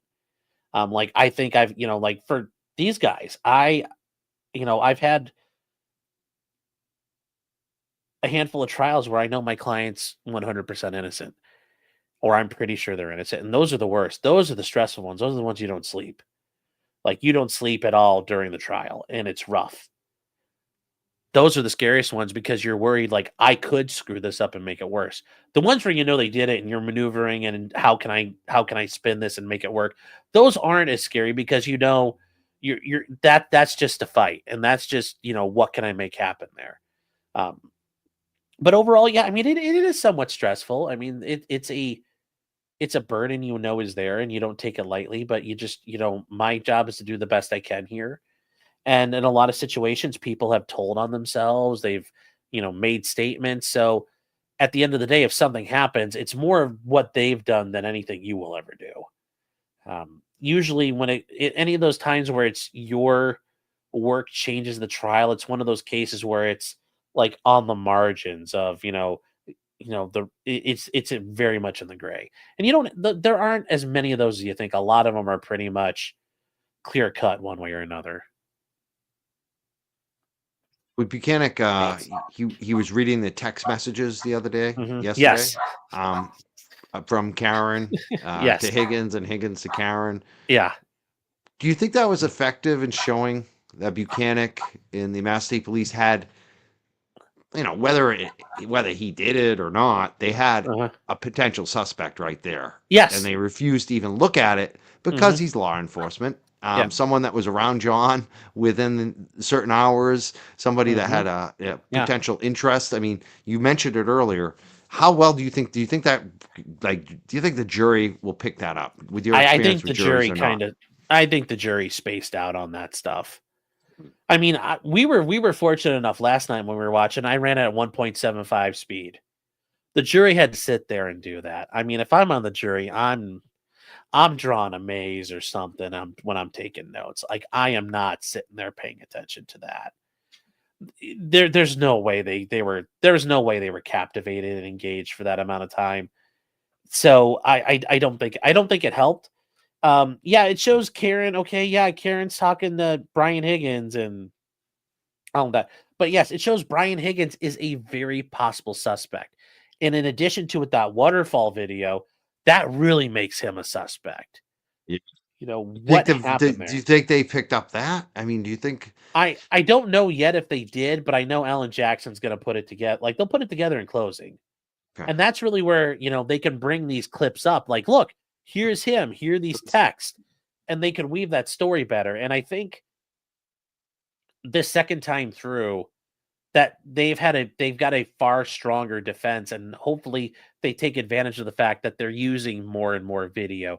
They're using more and more exhibits, and they can construct a better case. I think that's going to be very helpful for them. But it just right now you've got to get it all out there, and then at the end you package it up for the jury. So Super chats that came in. mhm, Stephen Wyrick said $5. It says waterfall video 11:59, yeah, 09 to 12 a.m. Brian A. Shoes are exact to court. John's are similar but lighter. DA lightened, so we couldn't see microdots video. Everyone's talking about the microdots yeah, video. microdots. Yeah, that guy's got some That's really good stuff phenomenal work. out there. I mean, do you think that might get brought up? There's a lot of stuff about the sneakers. I mean, I I don't think know. it's helpful just to show these guys are just complete morons. Because if you can't manage the exhibits right, okay, like not even in court, and you're prepared for trial and you can't get them right and organize them, like that's a bit embarrassing. And the one thing I will say, I can't believe Alan Jackson let it happen when Buchanan's sitting back there with his back turned to the jury, digging around the box. I'd have been like, no, no, no, no, no. On top of the rail, I want to see you handle everything. Like because these guys are all scumbags. Like, no, we're not. I don't know what the hell you're doing back there. And He then he looked like drops a down. bag of, I called it the bag of tricks. In Yeah. Twitter, Oh, I I took want a to see. picture and had him reaching down Yeah. into his bag of tricks. Some people called it a Yeah. bag of D. Yeah. Well, I could Dirty definitely see bag of them winning that. tricks. Yeah. Yeah, that was weird. That was Hmm. strange. Greg says it wouldn't surprise me if Proctor Hmm. genuinely believes she's guilty, but planted the tail light just to make it more convincing. Mark Furman, part two. Yeah. That's not uncommon at all. I mean, cops are very much, they find somebody who they think's the bad man, and then they focus on that bad man. And you've seen these cases before where people get their convictions overturned and the evidence is clear they didn't do it. And the cops like, I still think they did it, to this day, 20 years later. And you're like, but wait, they clearly didn't do it. And they're like, nope, still don't care. I think he did it. Like It's not Trial a surprise 4. at all. Yeah. Yeah, did you see that movie, Trial 4, the documentary? Yes. Yeah. And, Cops are still saying he did it. yeah. Well, also, I think have you seen the movie Memento? No. Actually, maybe It's, way back. Wait, what? Tell me about it. it's Christopher Nolan. It's a guy who can't remember anything. So he takes pictures everywhere he goes. Sounds And familiar. this guy killed his wife, and all he knows and remembers is the name John G. And by the time you get to the end of the movie, he says, you can be my John G. Like, he kills the guy, and he's like, well, I don't remember anymore, so you're going to be the guy I'm focusing on now. Like, you know what? Maybe you did or didn't do it, but you'll do. You fit the You spot. fit the And bill. yeah, you're good enough for government work. And I think that's what happened here with Karen. And Yeah. then they just made Easy. it all fit. Yeah. We picked our target. Now we're gonna solve it to Yes. make her the fall girl. Pin it on the Hmm. girl. Chaya demands proof of Clyde life. Chat demands proof of Clyde. Yeah. Well, there's too many. Clyde's outside yelling at the neighbors, so I can't really bring him in. Clyde's my dog. Oh, what kind of dog? He's a Shih Oh, Tzu mutt mix from the Animal Protective League. oh, I love it. I used to have a Shih He's a Tzu good boy. actually. Yeah, he was a rescue too. He died. Bo, he's the best. I got a little dog over here too, little Hmm. crazy man. He's in a kennel because he. This is kind of our storage area, the studio, so there's a lot of Okay. stuff to get into. So I Hmm. don't like to let him run around because he'll just like rip into everything. Yes. In our other rooms, he's fine. So I Hmm. put him in the kennel down here. He likes it. He likes it. If I don't let him down to go to the kennel now, he gets mad at me. He starts barking. So. No, he likes the He security. likes to sit and listen and watch the show from his little perch down here. Yes. I love dogs. That's great. Hmm. He's Shih Tzu. I love him. Yes. Yeah. Shih Love Tzu's a the good dog. underbites. Yeah. Yep. Edward Scissorhands has entered. Alessi says, "Why does he think the Commonwealth has filed a new motion about the ring expert from Seattle, Washington?" Have any I idea think on this? that's somebody they're thinking about bringing in. I don't know. Like, they're contemplating it, so they're getting out in front of it now and preparing. Like, we may bring this person in. We want to bring this person in, and they're getting ready for it. I think they're still deliberating what they're going to do. So we'll see. We'll see. Yeah, here's a question about the feds. They say, "What do Hmm. you think about the nature of federal involvement in the case? Are they competing interests within the federal government, you think?" I mean, the feds love nothing more than the collecting scalps of government officials. So if they can nail a police chief scalp, or if you tell a U.S. attorney, hey, you can nail a district attorney scalp to your wall, they would love nothing more than that. So certainly, they're not really worried about Karen Reed. These are government officials out, whale hunting, and they wanted to. I think it's the federal government in Boston. They're like, oh, corrupt cops? No, no, no, duh. Really, these guys might be corrupt too. So I think that's where they were looking, and for now, it seems like they haven't found what they were looking for at this point. Maybe there That's is what I think more. they have. Yeah, Maybe they do. The thing is, the feds move. silently. They move silently and slowly, but when it's time, they descend like a thunderbolt. But until that point, it's like those people, they're out playing golf and it's nice and sunny and the lightning strike is like 10 miles away and it hits them. It's like, once it happens, it's You on, see but it until coming. then, it's nice and quiet. Best gun losing detective. I think I know an Albert. I think I know an Yes. Albert. Yes. Who would some of the screen names? Just I love them. Yes. You make us read them. It says who would hire Brennan after he tried to pierce privilege? I don't think that that's a problem for Brendan because he still keeps it. He's just the argument is there. He's attacking it from the side he's on. So my job is to attack that privilege. I've had private, like civil cases before where I'm attacking the other side because they don't have attorney-client privilege anymore. I think they broke it. I'm trying to pierce it. I've tried to, pierce other privileges before. Like that's that part is just Hank, doing his part in the game. I don't have a problem with him going after it. I think it's a meritless motion that he did, but the motion itself, like, okay, if it's there, it's there. Like the idea of the motion itself isn't the problem; it's his application of it. Question from How Dare You? They want to know if since the defense has made it known that can the defense make it known the feds have hired Archer apparently because Hank brought it up. I think they should be able to at this point because just saying like they need to be able to introduce more information saying or at least an independent law enforcement agency, outside law enforcement comes in because I do agree though for a jury it probably does seem a little sus that oh, we're these ARCA guys. Where'd you come from? Oh, we just showed up. And here's our report. And you don't have any other information. I do think that's a problem, and they do need to be able to articulate there was another agency involved in investigating. It'd be best if you could say the feds were involved, because then the feds would people look at it and say, oh, the feds are involved and we're not in federal court. That would help Karen out a ton. And then also people who live in Massachusetts would say, oh, the feds are investigating the police. And yeah, there you go. What better way to get an acquittal? But I think Hank is going to fight how much of that comes in.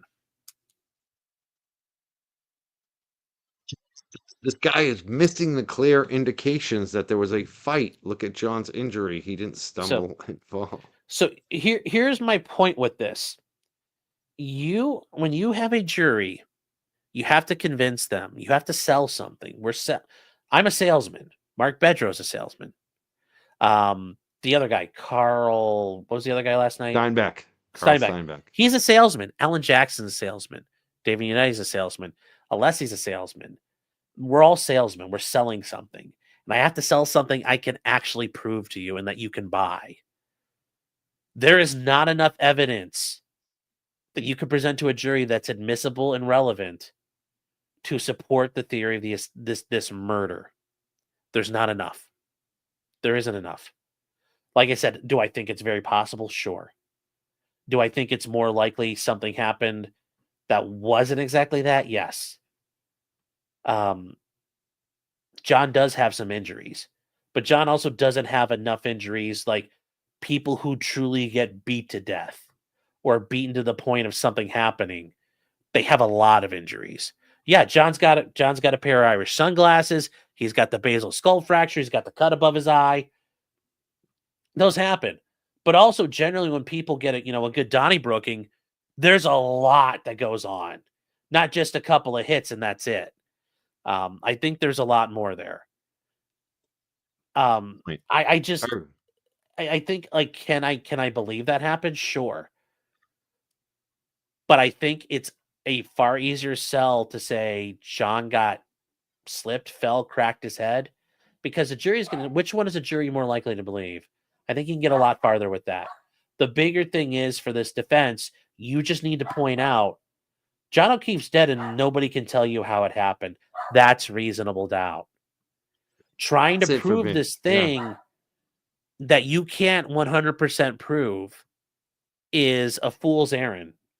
Because if you can't 100% prove it, Hank can say, oh, look, these guys are full of shit. All you have to do is say, look, John's got injuries that are not consistent with getting hit by a car. Ta-da, done. If you want to go through this whole story and add in another narrative, you have to be able to prove it to the level that a prosecutor could. You can't just go, oh, well, maybe these guys beat him. You'd have to prove it basically to beyond reasonable doubt, and you're not going to be able to. But I also I think the more logical and ability to sell this, I think the more logical outcome is John, slipped, cracked his head, hit his face, something. I don't necessarily buy 100% that there was this, attack that happened. Sell it to a jury. Like Yeah. I used to do sales. Like Hmm. even being a financial advisor, I Yeah. was licensed for a while. That's Hmm. sales. I could sell that whole thing Hmm. to one person easy, but Yeah. to sell it to 12 people Hmm. all at once and Yeah. they get to talk about it and make a group decision, Yeah. that would be much more difficult. And I feel like Hmm. that's what people miss too on this is that Yeah. having a unanimous verdict is very difficult and Yeah.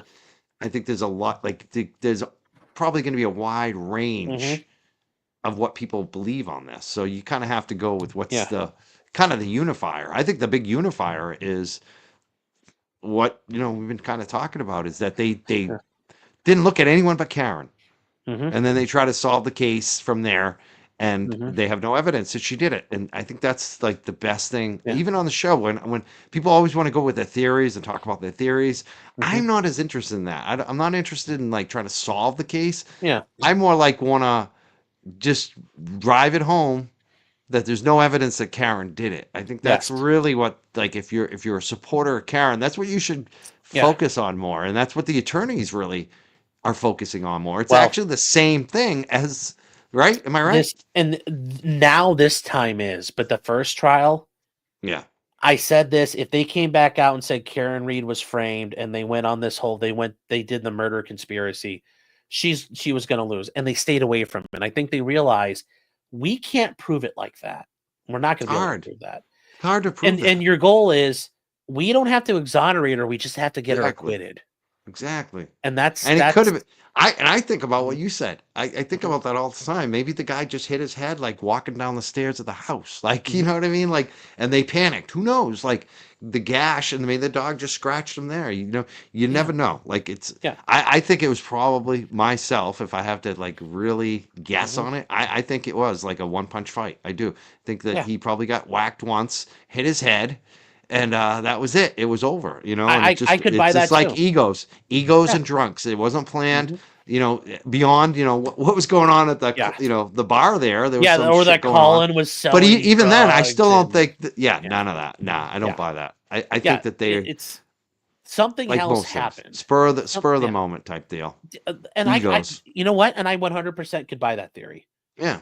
That's a realistic thing. But Or it's not on Brian us ended. to solve it. We're not Yeah, private detectives. no, and we What I don't want to have see is to. I want to see Karen get free here. They get not Yeah. guilty. That's my big concern because I feel like Hmm. this is an innocent person. There's no proof. And Hmm. even, maybe I shouldn't even use the word innocent because I don't know, I in think the she end. is. I But think what she's what I do 100% know innocent. is that they don't have any proof against her. They haven't Yeah. proved it in the first trial, and so far in the second trial, they've offered nothing. Hmm. And in fact, they've had all these trolls on social media, like Kevin, talking about, oh, Hmm. the data is going to come out. There's the Yeah. chip off. And this, you notice that they talked about Yeah. the chip off, how this is going to be the thing that puts Karen in jail. I I haven't heard anything about a chip off in this. Have you heard anything about a chip off? well, I think they're talking about the crash data or the data off Yeah. the black box in the car. I mean, maybe, but once again, Where is and it? here's Like, do you think they would well, lead with an expert on that? Like, I know they're no, supposed to have an expert now, but you the way you do this, and this is actually you got to tell the story in a logical pattern. So we're getting to okay, well, after it's happened, we've got the tail light, and now we're going to explain what happened with the car. The biggest problem is, and here's the thing, and this is where you can the argument of what did Karen actually say? At this point, I don't care if she said I hit him. Because you know what? I can tell you I robbed a bank today. That doesn't mean I robbed the bank today. exactly. I mean, the evidence does not match anything. Oh, there we go. I bored Mike to death. Do I not know No, that no, Karen's no, innocent? no, no, you didn't. I just want you to let you go. My dog Yeah, started to act up because a yeah, girl came through, so I'm going to let him out, let him up. yeah, I don't sure. want to interrupt the flow. No, You no, just no. keep going. I do think that she is innocent. I don't think she did anything here. The only thing she's guilty of at the end of the day is probably driving under the influence, but that's not what she's been charged with. So I think she's fine. I don't think she did any of this. I don't think she hit him. I don't think any of that happened. So it doesn't matter what she says. Her statements do not match up with the physical evidence, and that's a very critical thing. So that's why I think she is 100% innocent. I think she is. It's not that she's not guilty. She really didn't do it. Exactly.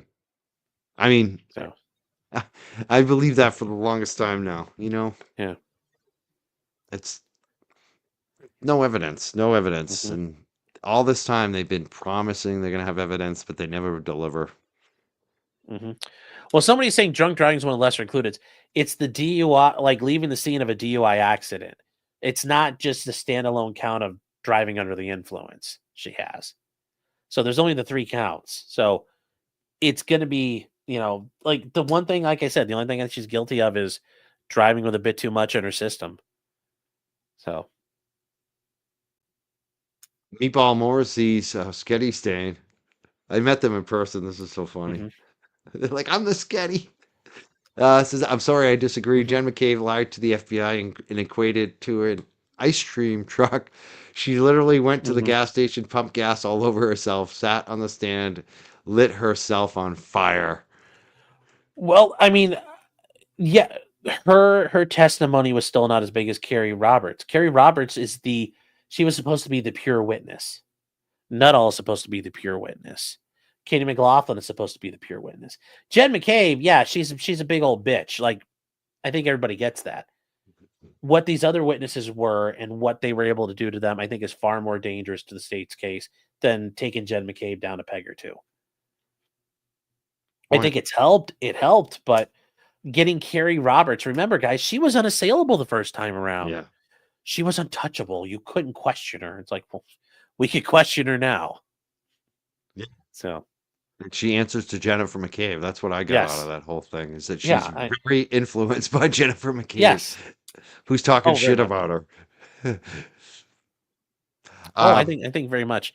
And somebody in a couple people in chat were just bringing up that because Karen was never forensically tested for drunk driving, you don't have to be. Like, if you like think about it, guys, think about it like this. If the police stop you and you get out, like you smell like alcohol and you've been weaving, you get out of your car and immediately just face fall first on the down. ground. They don't have to do a breathalyzer. They don't have to do a blood draw or a urine test to say, the evidence is my observations, and a jury could convict you for a DUI at that point. So the fact she wasn't Especially if you have forensically open containers in the car, like yes, 5 open containers fall yes, out. I've seen that happen too.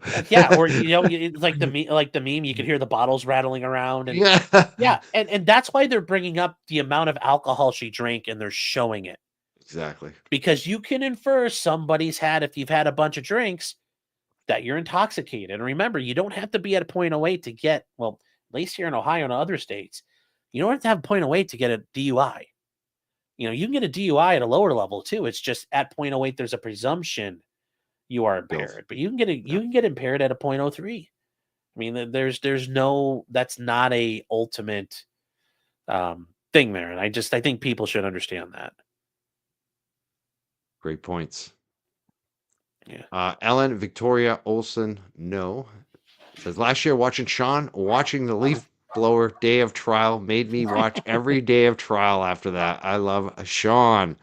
Well, thank Did you. you have a good leaf blower day? Do you remember that day? I don't remember off the top of my head. I think watching them slabbing John O'Keefe shirts, so it's like a limited edition baseball card today. That was far more. That That was was far weird. more hilarious. It's like get your Sammy.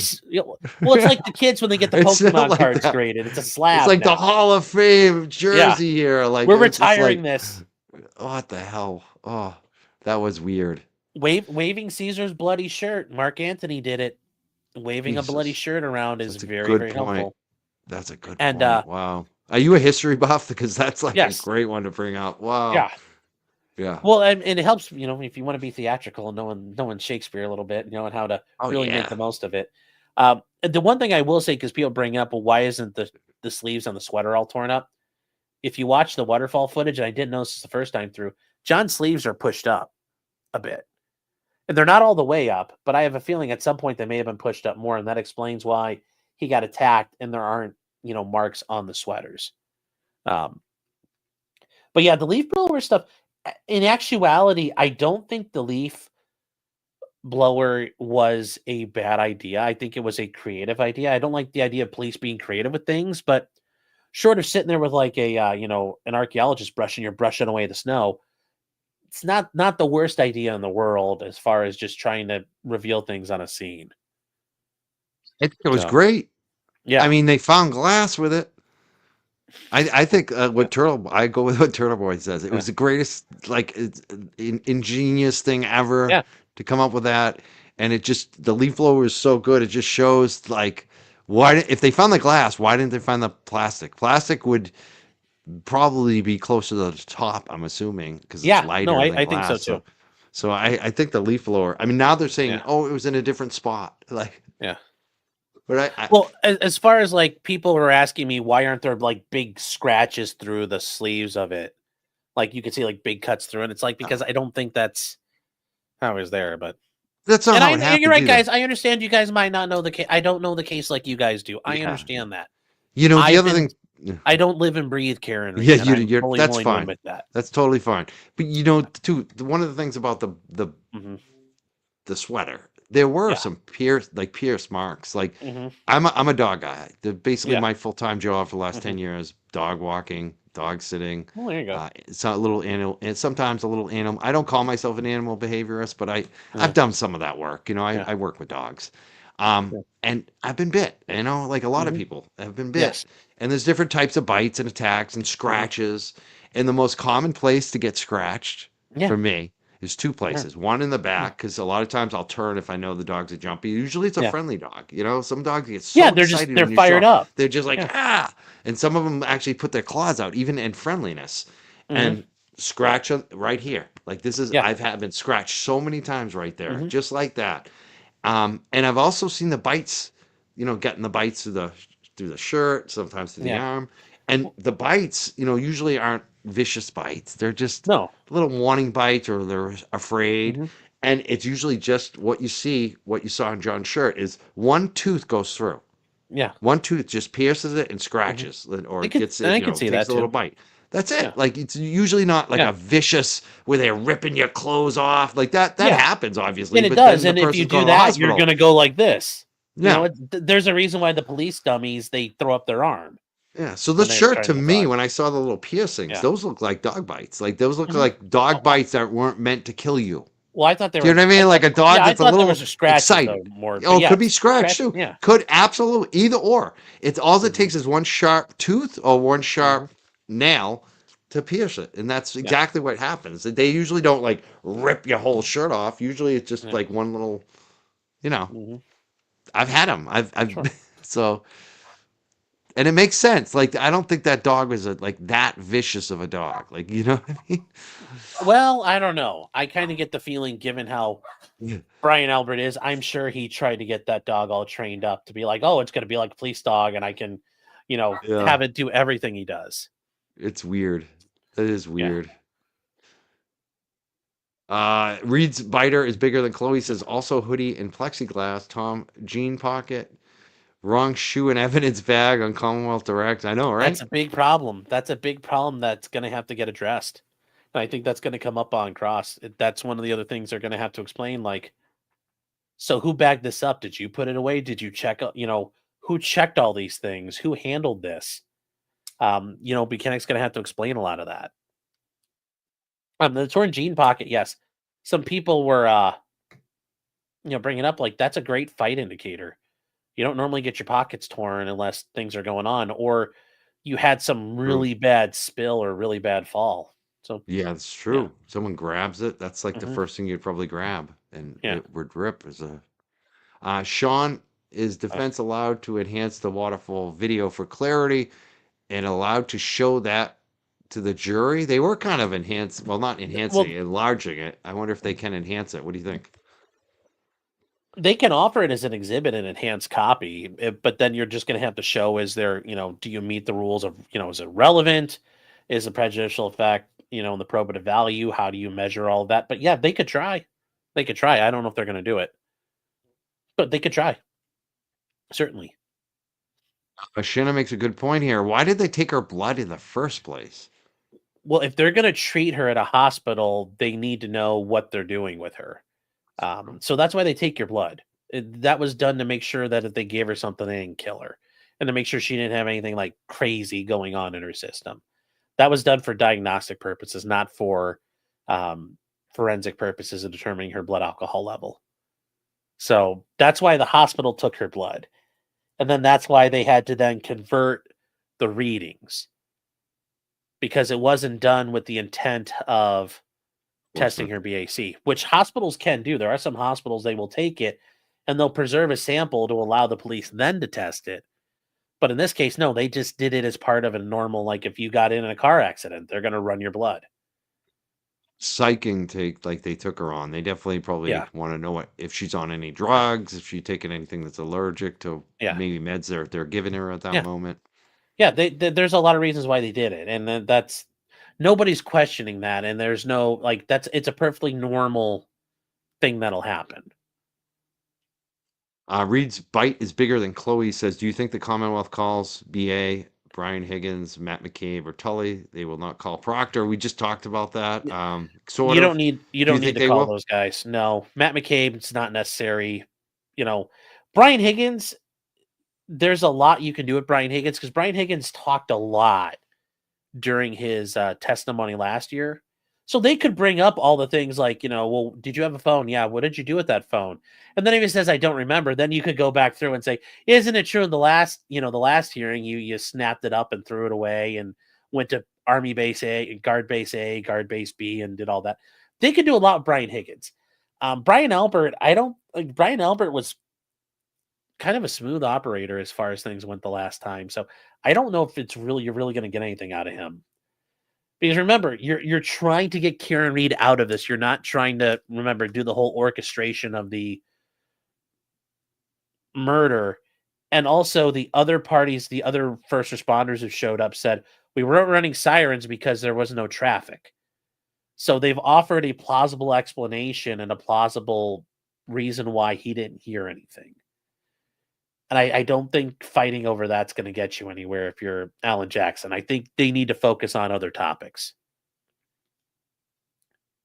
So, Right. yeah, at least that's how I'm looking at it. They might have a different idea. His bite is bigger has another one. It says you put excessive alcohol, alpha male Mhm, testosterone, the waterfall video, the text, phone destruction by law enforcement officers, and the injuries, including those arm lacerations. mhm, He was not hit by an SUV. mhm. RN here, an altercation gone wrong. And like I said, I think that's a very plausible situation, but I think it's also the other things that could have happened. I mean, this is where you have to explain it in a way that makes sense. And I know some people out there are like, well, there's no way he could have just slipped and fallen and done all this. I'm like, I don't know how he slipped and fell and hit things along the way and Sure. what he ran into. Like, there's a million ways. Like, it's kind of like the magic bullet for JFK. The bullet didn't go bing, bing, bop, boom, bam. Yeah. It's because everybody was hunched over and the bullet went through everybody at once when they were all hunched over. And then when they're sitting up, the trajectory doesn't make sense. We don't really know what happened. So much of that scene has changed and so much of it wasn't documented. Who really knows what happened? That's the I mean, problem. That's the and problem. It was that's the never issue. investigated. We'll never know. That's the problem Yeah. with all this. Making Law Simple says, what does Sean think of the new state's position that the investigation was so bad because they were treating it as a medical emergency, not a crime scene? Do you think that will hold up? For the initial thing, yes, but for Buchanan coming back and like 30 days of evidence sitting undocumented, no. 500 days of a report not being authored, no. The initial rush to like, oh, we got to save this guy. Yeah, I get that. Like, you're going to have, you know, like there's going to be footprints and contamination because we're worried about saving the life first. Yeah, I get that. But everything else after they got John off this out of the scene is going to be is not going to be justified with that motive anymore. So that's honestly what I think there.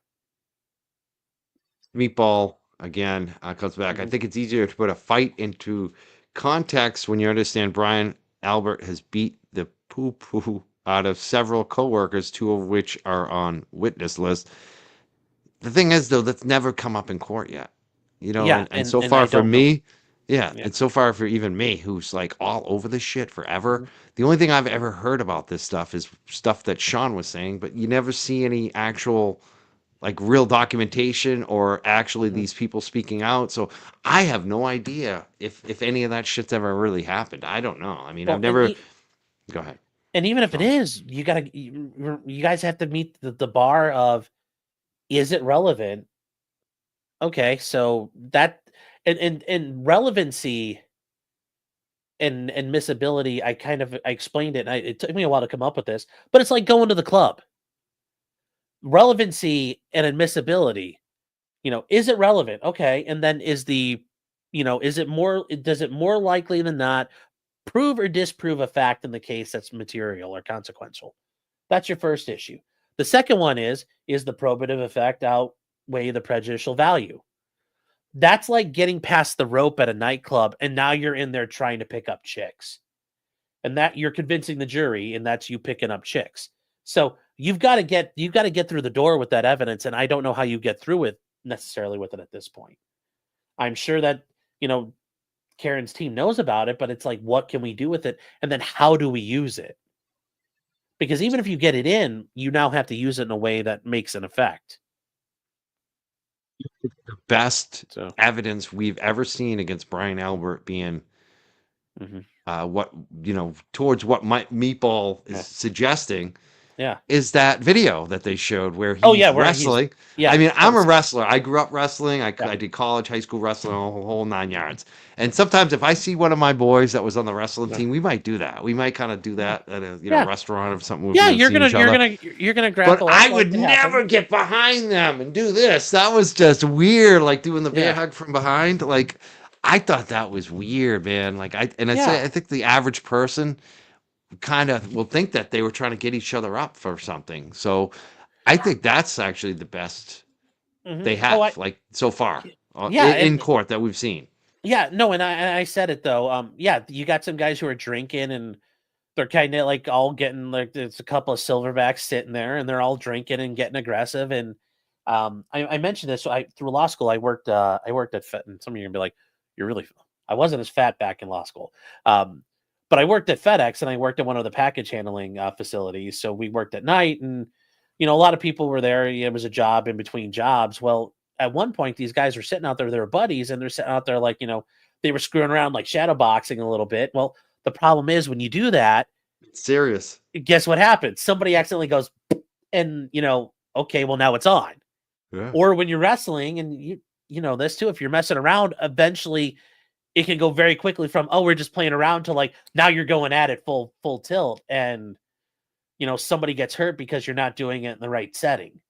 So yeah, I could definitely see something happening there. Totally. Yeah. If I'd be interested in Meatball who posted the Yeah. comment if any of these witnesses come out and testify to any of that, because that would be something, wouldn't it, Sean? Yes. If they It actually very put much someone would on the be. stand and one of the cops said, "Yeah, this guy sucker punched me," Yeah. that would be something, wouldn't it? If it It happened. would. Yeah, it would, but I mean, once again, you gotta be careful. Where is this witness? Were they noticed? And, you've got the I still think you have to worry about the issue of what are you trying to prove right now? Because remember, the goal is we gotta get Karen out the front door. That's the goal. Yeah, that's sometimes that's not the same with what we want to see in the public. We want to see it Yeah. all exposed and Oh, I know, we do. We wanna uh, see, like I uh, said, we wanna see them all go to Florence. I do. yeah, I wanna see but all these people suffer so bad. They're all scum. They all need, they need man's justice. They probably won't get it. We'll have to settle for God's justice at some point, but yeah, I wanna see them all suffer. It's just bad guys get the away with it all the time. yeah, but the lawyers that their focus is getting her, Yeah. like you said, out of this jam. Mhm. AKA the cat lady says, yeah, but now you have Jen taking credit for closing the Fed investigation. The jury has to know it's the Feds after that. That is Y wild. But that y came you'd like through. Yeah, you'd go like ahead. to think so, but they might not. They might not understand which, police agency can you go to prison for just lying to them, and they might not realize that. But hopefully they do. Hopefully they figure it out. So I don't have too much hope though that they figure it out because I feel like Yeah. I think people Oh, misunderestimate so sitting there. Darcy. Oh, Yeah, people go are ahead. saying, why am I saying Florence? Florence is the supermax prison out in Colorado, the federal supermax prison. I got That's that where like one. all the terrorists go. Exactly. That's where The Boston bomber guy is. Boston exactly. Yeah. Dokar. Dokar. Yes. Yes. Um Tsarnaev. Yeah. Arnold Cohen said And you're a I mind hope reader. his You brother knew I was was gonna say it. a good speed bump. Oh, So Tamerlan. Yeah, the speed bump. yes. Oh man. Arnold Cohen says, I think that she is definitely innocent, but don't trust juries, and Bev picks the foreman. Right? I mean that's the I big hurdle. yep. Yep. I mean, but that's all we got. This is the way we do it. Is one of your fans here the amateur iconoclast? I screwed that up twice now. Iconoclast. That's an easy word. I should get that. Is it a New Yeah. England tradition to go out drinking and driving during a blizzard? I Well, think it's remember, depends on the I crew said, you hang out with. well, yeah, but also remember, these are a bunch of Irish people with Irish last names, like a bunch of mix going out drinking, like dog bites mailman, news at 11 type of thing. So, but a I lot of gotta people go say, out and drinking yeah, and drive. So, yeah. I don't know. For me, like that was my 20s. You know what I'm saying? Like yeah, all of this stuff. Like I look at these folks and I'm like, I would do an after party. I would leave a bar and go to an after party in my early yeah, 20s, when I was single. I hmm could see even a 50-year-old plus man doing it because, they're yeah, single, maybe they're divorced, they're looking for, some companionship, they're lonely. But for married couples with kids to invite everyone to their house after the bar closes, yeah, that seems risky. And that seems like and yeah. not And the only that, it kids are seems all like there you're drinking you're a too. problem drinker and your kids are drinking there, your adult children. Like my parents were always like when I was growing up, when I was like even Yeah, like 21, 22, I would never do that. And I know for a fact my parents wouldn't allow it because they'd be like the liability. Like if one of those hmm even legal 22-year-olds is shit faced at our house and having beers and drives home and hits somebody, they're taking hmm my house. So yeah, that to me is just like really kind of, especially in this day and age, 2025. I'm talking even in the early yes. 90s, my parents were like that. So I can't imagine. Like to me, it seems like who Well, are these people? Like, well, dude, remember, they think their shit don't stink. They think they're protected, so that's why they're yeah, doing it. right. Like, I can do what I want. Jesus. You know, That to me is the wildest thing about them. That speaks yes, they are the volumes. definition of hubris. Yeah. After party. So Come back to our house. Come on. yeah, and I understand though. I know some people are saying, like, well, why did the younger people want to hang out with the adults? Well, I remember I when I think could they first did. start drinking, like like it's like when my dad and my uncles are talking, and like my like they're having a beer or a glass of wine afterwards. You're like, well, I can be at the like. There is initially for a little bit of time, like I could be at the big kid table now. I could be in an adult conversation. After a while, you're like, oh my god, this sucks. I don't want to do this. I'm like, you go screw off, but at least initially, once in a while, you're like, "Oh, I could do the big kid thing." I mean, like that's how I, can explain from my own experience.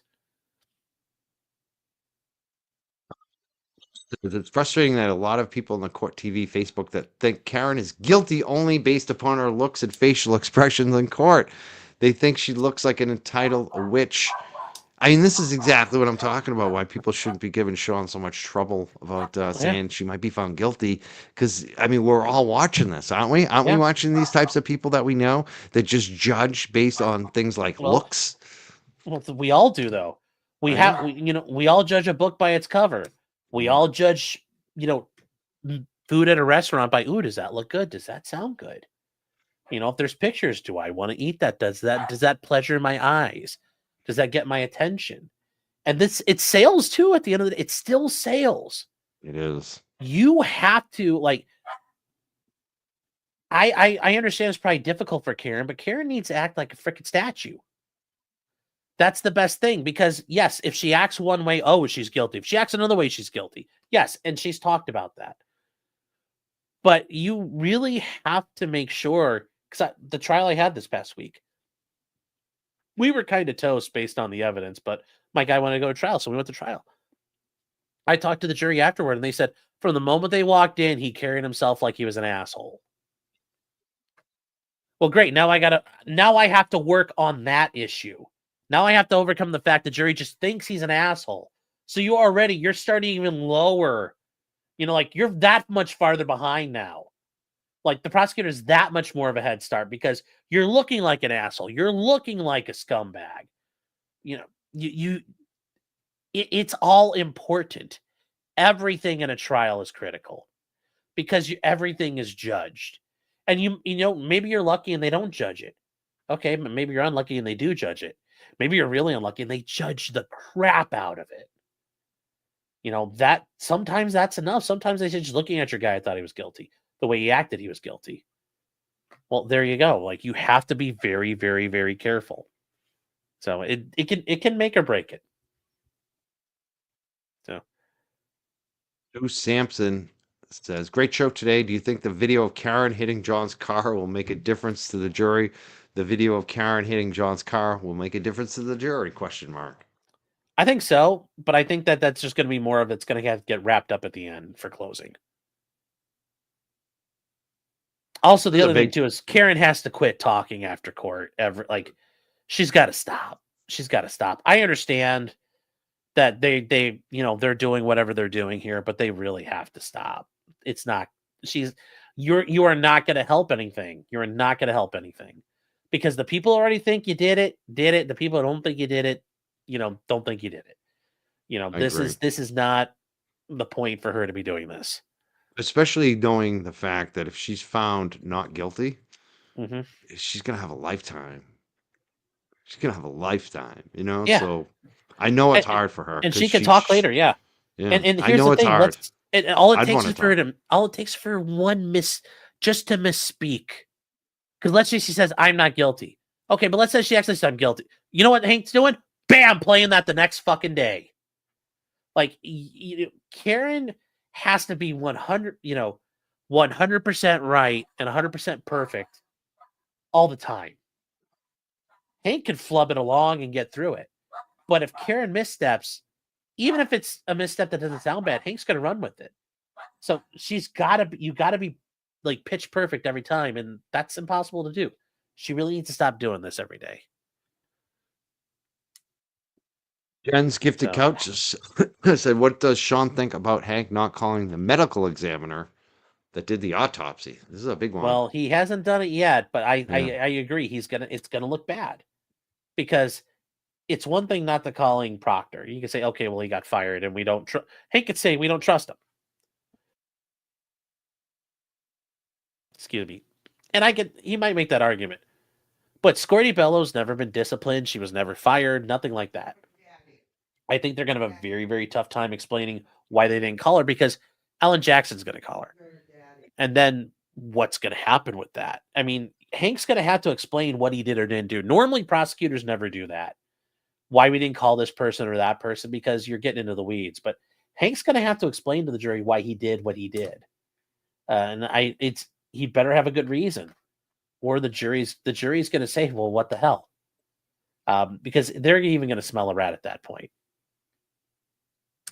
Cool. So it'll be very interesting.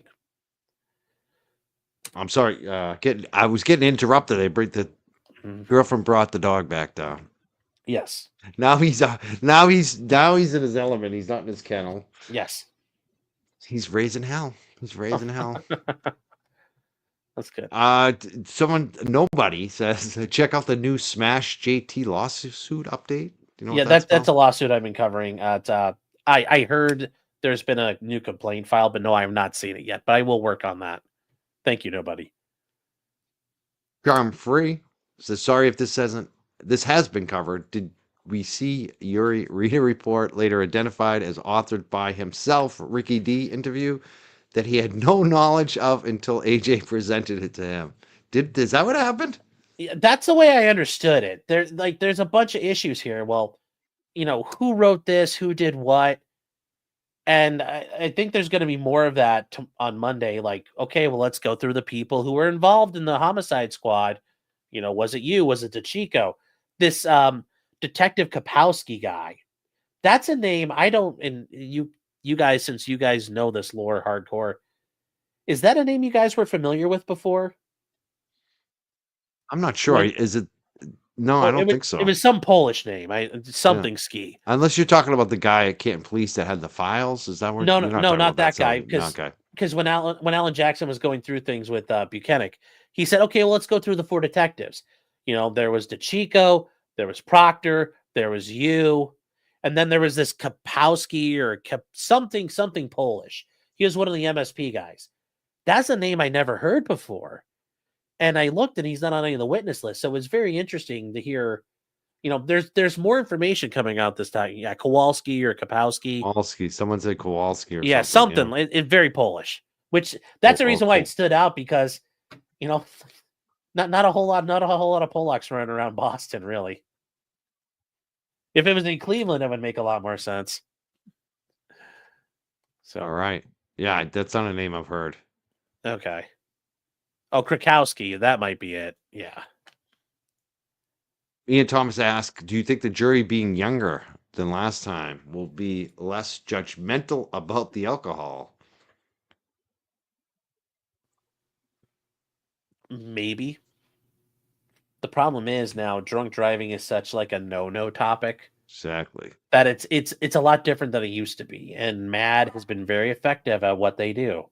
Good, bad, or indifferent. MAD has been very good about going after this stuff and making it a no. And so I mean, all it takes is, because in reality, most times, like you hear drunk driving, oh well, yeah, don't do it. Mm. It's stupid. It's dangerous. Even I'll tell you that. Yeah. Now, do I think the way the laws are enforced and everything's handled is improper? Yes, but that's another subject for another day. But overall, I think you don't want to be put in a situation where you're saying to everybody like, it's okay. We've all driven around with a couple of road pops in us. Yeah. No. You don't want to go down that road. You don't No, want to go down definitely not. I mean, especially that. today too, because I think Yeah. everybody knows somebody, Yeah. especially in Massachusetts, because there is a drinking culture where we graduated with somebody Yeah. or went to school with somebody or had a friend of somebody that Mhm. died from drunk driving or killed somebody from, you know what I mean? Like it's been Yeah. so I could name like five. Like it's like so I think there's definitely it's even beyond mad. Oh. I think it's also like lived experiences. People see the Mm. harm. It's Yeah. car accidents are like one of the top killers. Like heart Mhm. attacks, cancer, car accidents. You know what I mean? Yes, So I'd say speed and alcohol do kill, but I they think that do. you're right though. I think there's a lot of issues with enforcement, how it works. I've seen people get screwed over nothing. Yeah, that too. That too. So well, I think definitely not popular. Drinking and driving is not popular. Like back in the day, no one cared. It's so Yeah, nobody funny. cared. Yeah, and that's the thing. Even 20 years ago, it wasn't that big a deal. Yep. And it's just more and more. It's getting more and more taboo. Even though it's like it's not the worst thing out there. And in reality, there are tons of people doing it. Even right now, it's Oh 1:30. yeah. Actually, it's 3:30 here in Cleveland. I guarantee you, there's a ton of people doing it. In Boston, right now, there's a ton of people still doing it. Definitely. Definitely. Yeah. Later you go out too. If you're out at midnight, Yeah. be Even careful. worse. Yes. Be careful. Yeah. So Give me a somebody was couple more. talking. Oh, Go ahead. somebody was mentioning Yeah. suing, Proctor for civil rights violations and things like that. There's guys. If Karen wins, she gets her health, and that's probably what she's going to walk away from this with. She'll be able to make money by telling her story and doing all of that. But the idea that she's going to be able to descend on these people like an angry god in a land full of sinners, Nope. that's No not in the thanks. cards. I mean, Yeah, that's it's a lot harder than people think. that's the thing. Like Kyle Rittenhouse is a great example. He's just trying to live a normal life, and that isn't something he can do now. Nope. Karen Reed's going to want to just live a life, and that's going to be very difficult for her. So, yeah, that's not going to happen. Not going to happen. You had another one too. You had another Uh, super chat. Yeah, we get a few of them. I'll go Oh, do okay. this one first and then get a couple more. Leah M says, not knowing what actually happened isn't up to jury to decide in the end. So if they don't know, it's reasonable doubt and has to be a not guilty question mark. Yeah, I would argue if you can't say John O'Keefe's dead, okay, but how? That's reasonable doubt. what caused his death? We don't know. That's reasonable doubt because one of the causes is allegedly Karen. And if we can't say she did it, that's reasonable doubt. I mean, people die of unexplained reasons or reasons we can't prove. So, yeah, Greg this was wants the to other one. know if defense calls Brian Albert, they run the risk of the third party theory getting too big again. Just point at Higgins and keep the third party theory small if they want to use it. You have to have more than enough there. I think Kind of so. a good And once point. again, Brian Albert is, of all the people there, probably one of the smarter um, people that was in the Savvy. house that night. Right. Smarter than Jed McCabe, smarter than Brian Higgins. You know, the way Buchanan acted on the stand, like cops do that routinely, and they will fight over things like that. And Brian Albert, when you're on direct, you could say, oh, "I don't know what you mean. What do you mean?" Or you could just give like. There's so many ways you can tap dance around problems and issues if you have a hostile witness on direct and you can't get them declared hostile. So I don't think I don't know what you get out of Brian Albert that you. It is not direly critical to Karen's defense to have Brian Albert testify. I don't know what you get out of him that makes it worth the risk. Because if you go up there and it turns into a disaster, well, now you've wasted time. And maybe the jury remembers that it was a disaster and they'll be like, ooh, this was meant to be good and it didn't work out. Jurors can judge you on that, but I just don't know what you get out of him that you need right this second. What does Sean think of the medical examiner that did autopsy not being called by Commonwealth? We did ask that one, Yeah, didn't we? Hank's We running just asked that scared. one. Hank is running Yeah. scared. He's got a lot of problems, and he knows that. And the thing is, Hank is fighting this case like a defense attorney. So that's why he's trying to get around. And, as a defense attorney, I don't call the witnesses that are bad. I've gone and, people get charged with like beating someone up, and I go out and interview the people that are out there. And, somebody comes up to me, he's like, yeah, I saw the fight. Your client did kick that guy's ass. And I'm like, oh, what's your name, sir? And I pretend like I write it down. Have a nice day. Never fucking talk to him ever again. I'm not going to turn your information over to the prosecutor. Like, I'm not getting involved in that. Like, ain't no way in hell we're doing that. So I get why Hank is doing all this, but you can't, when you're the prosecutor, you can't act like a defense attorney. But that's why I think it's funny when you hear Hank crying about like a fair trial for the state and everything. Sixth Amendment Like only the state goes has one way. rights. The state has There's rights. the The Constitution state only has to envisions have exercise their rights to a fair trial. That's there's what only one I person. just Yeah, laugh at that. It's one just like, what are person's you entitled talking to a about? fair trial, and her name is Karen Reed. The bill of the state. I mean, is Yeah. that what it is? Not the Bill of Yeah. Rights, it's the bill of the state. Yes. We have all Yes. these extra rights. Um, Yes. thought on Yuri Buchanan Commission. He thinks I'm not sure what that's trying to say. Hit That John's Karen car hit at John's car 5:07. at 507. I think we kind of He's going to mentioned be that. able to say like, "Oh, I messed up on the time" or whatever. Like that's there's that there's so much more aha stuff you get him on. That's kind of like I don't really know if you can like it's almost arguing like was the guy wearing a red hat or a blue hat? We know he was wearing a hat. Is that really going to get you where you need to go? Why not?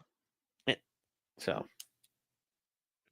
High school you went to. I Jeff. didn't. Well, I don't like the power level myself too much, but I grew up in the western. I grew up west of Cleveland, so. But if I told you where I lived and you're not from there, you'll have no idea where it is. So, I grew up on the west. I grew up probably about like southwest of Cleveland, not too far away though. Um, Brenda said, "What are options for killers and accomplices? Does Sean think FBI will convict them? Any hope? I don't think you do. I don't think I so mean, either. What do you probably think? not. Probably not. I Yeah. mean, it's the idea that the feds would wait to let the trial run its course and then get involved. They ain't doing that. If they're ready to move, they move. They're the feds. The DOJ waits for no They man. wait for nobody. Yeah. Yeah, they're gonna if they were gonna go, they were gonna go. So And we'll never know why not. That's the I mean, problem they too. just might say it. The feds really like strong cases. If it's kind of That's it. sketchy and there's not enough political motivation for it, they don't get involved in stuff. They want a They 99% conviction rate. Yeah, They want to they keep they it. want to be able to walk in. Here's your discovery. This is a binder. This is what we're going to shove up your client's ass. They'll settle now, Cruise through it. Yeah. and we'll still throw you in jail for 10 years. Well, that too. Yes. Yeah, that's how they do it, right? I mean, So the feds don't F around. That's, you know. yeah. hmm No, they don't. They do not. They do not. Now Miss Holmes is, I think she's India, Sean. Yes. She says, I West am side. from Cleveland. Best Yes. side is West Side. Yes. Yes. It is. It is. But right now I live over on the east side of Cleveland, so Oh not in boy. East Cleveland. Big You're an difference. East Big Side difference. now. Yeah. I'm a big West Side guy since Yeah. Tupac. West Side. Ipsy Dixie says, why does Sean keep arguing that he slip and fall? Makes sense with those injuries. Absurd. Did he actually look at the injuries, the butt dials, any of it? I'm trying to tell you, there's a million different ways you can get injured. And there's we don't specifically know exactly how all those injuries came about. Because when you list, like, we go back to the first trial, it was this, like, they all got together and, John confronted Colin, you're selling drugs, I don't like it. And they all just beat him to death. Like, okay, that didn't happen. Could it be the one punch and John dies? Like, okay, maybe. But there's a million different ways you can get injured. And I think you watch The Simpsons at all, Mike? A little bit. Not Okay. like I'm not a Do you remember fanatic, the but I old love it. Simpsons episodes? So, like, Some you of them. remember where the Mayor Quimby's nephew is accused of beating up the waiter, and he's got all these injuries, and Bart happened to watch it, and it's, the guy got hurt in all these really ridiculous ways. He got stepped on a mouse trap, and he touched the stove, and then the boiling water, and he got beat up. So it looked like he got his ass kicked. Like, there's ways you can have injuries. Like, oh my God, this guy looks awful. I don't know what happened. And I'm trying to tell you, like, what's the reality that there was some murder conspiracy or Karen hitting him? Well, we know Karen hitting him didn't happen. So now we're like, what's a realistic outcome here? How do you know he didn't hit any of these things? Like, what could have happened? Are there ways you can get multiple injuries? Yes. I'm just trying to tell you, also, you have to sell it. And are you going to try to prove a murder, or are you just going to say this guy could have slipped and fallen and cracked his head? Which one do you think is also easier to sell?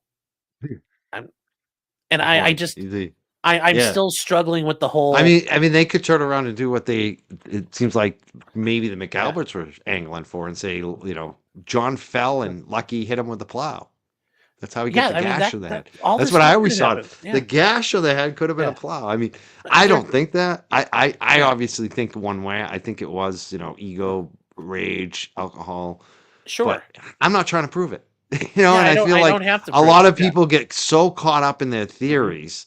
You're seeing it right here. People get so. We're not here to solve. I'm not here to solve a.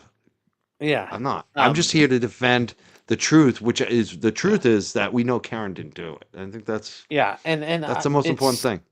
Yeah, and it's if I just know Karen didn't do it is the only thing I could say for sure. That's it. And that's all I have to know. That's all I have to know right now. Jefferson C. Post says, say chowder, Frenchie. I'm going to enjoy this. You want to say That's from the chowder? Simpsons episodes. Because he wouldn't say chowder. He's like chowder. And Chowder. that was the fight on the Simpsons. That was the fight about chowder? See, I had no idea. Yeah. Yes. Chowder. Chowder. That's pretty cool. All right. Yeah. Well, I appreciate that post, Jefferson C. Post. That was good. You give us a little context about the Simpsons thing. I want to thank you for being here. Any final thoughts you want to share? Like, tell us about what's coming up on your channel. You got Potentially Criminal. We pinned it in the chat tonight. Sure. Today. I hope people are following you. Yeah. So we're doing Karen Read. I do Karen Read at night just because I'm out and about during the day. Normally we start about 6 and we can run through it at, 1.3 speed. And if you guys haven't tried that before, go listen to the trial at normal speed and then speed it up a little bit. And you'll realize how it sounds like you're listening to kids talk at normal speed. It allows you to catch through it, and we can skip all the breaks so we can wrap up a day pretty quick. I do a weekly show every Thursday. We kind of cover other stuff that's been going on out in the world. And once Karen Read's over, I'll be back to covering, different things that are going on, some of the political legal fights that are going on here, and then just other criminal cases, other lawsuits, things like that out there. You guys can find me over at Potentially Criminal over on YouTube. I love this comment here too. Sean's a lawyer, not a detective. I mean, that's Yeah. and Sean's here because he's a lawyer. I want his legal expertise, not his detective stuff. So I think people need to chill the hell out on this. But That's you know what okay. I They're like allowed about to you? have their opinion. I know they are, but some people get a little too like judgmental. They're like, I don't like this guy. I want to get rid of him. Blah, blah, blah, blah. Yeah. It's like you have an illegal experience where you've seen a lot of this stuff that we're talking about. You've seen all the different, anything can happen. And that's why you're here. And then people get mad because you tell it how it is. I never understood that. When people, this is what I like, Sean, because you tell it how it is. And you're telling it from your viewpoint, what you're seeing, your experience. We may not agree on everything. That doesn't matter. Like, I like that you tell it how it is. So. Yeah. Well, it's what I tell my clients. I can give you the nice answer or the real answer. It's your decision which one you want. I want the real answer always. Like, and people will. It's so funny because I've been into truth space before where I have to tell someone uncomfortable truth, and then they get mad at you, and it's like, do you want me to just lie to you? Like, it's funny. It's funny. Like, so. So, I said, I want her to win. I think she's innocent. I want this to work. I want it to be an acquittal. I hope it's a 10-minute verdict, or I hope it's long enough they all go take a leak on the jury, and then they come back out and give their verdict. And I hope that's what they Wouldn't say. that be golden? Yeah, I mean, that's how I hope it works. I hope they get felted. I hope Paul O'Keefe sits in the back and go, Paul sad.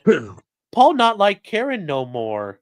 I'm sorry. I don't know if you've seen me cover when I see Paul. I think Paul's like, he looks like a Neanderthal. He's like, Paul not like Karen woman. Paul wished to chase buffalo across sky. So that's I was doing that to Yuri a little bit yesterday. I was saying Yuri, every time he said something, I said Yuri says, Yuri, because they're both very similar actually. Yes. Yuri not right on bag. Yuri give to friend. Yuri like friends. John is this. I mean, I said John. Paul is the same way. Yeah. Well, I want Paul, to quote the great Ethan Ralph. I want Paul to suffer. Yeah. I want him to just like, oh my God, I believed all these assholes who did all this sketchy stuff, and no, now Karen's now we'll never get justice for John because Karen gets acquitted. That's it. You can't charge anybody else because you're like, wait, we had 2 trials and wasted how much effort saying Karen Read did it? That's it. Do you think he has any doubts at all? Probably. But you bought in. You can't change now. It's too late. I think the bought-ins happen at this point. So I don't.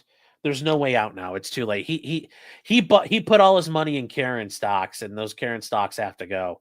If they don't, you can't sell them now. They're worthless.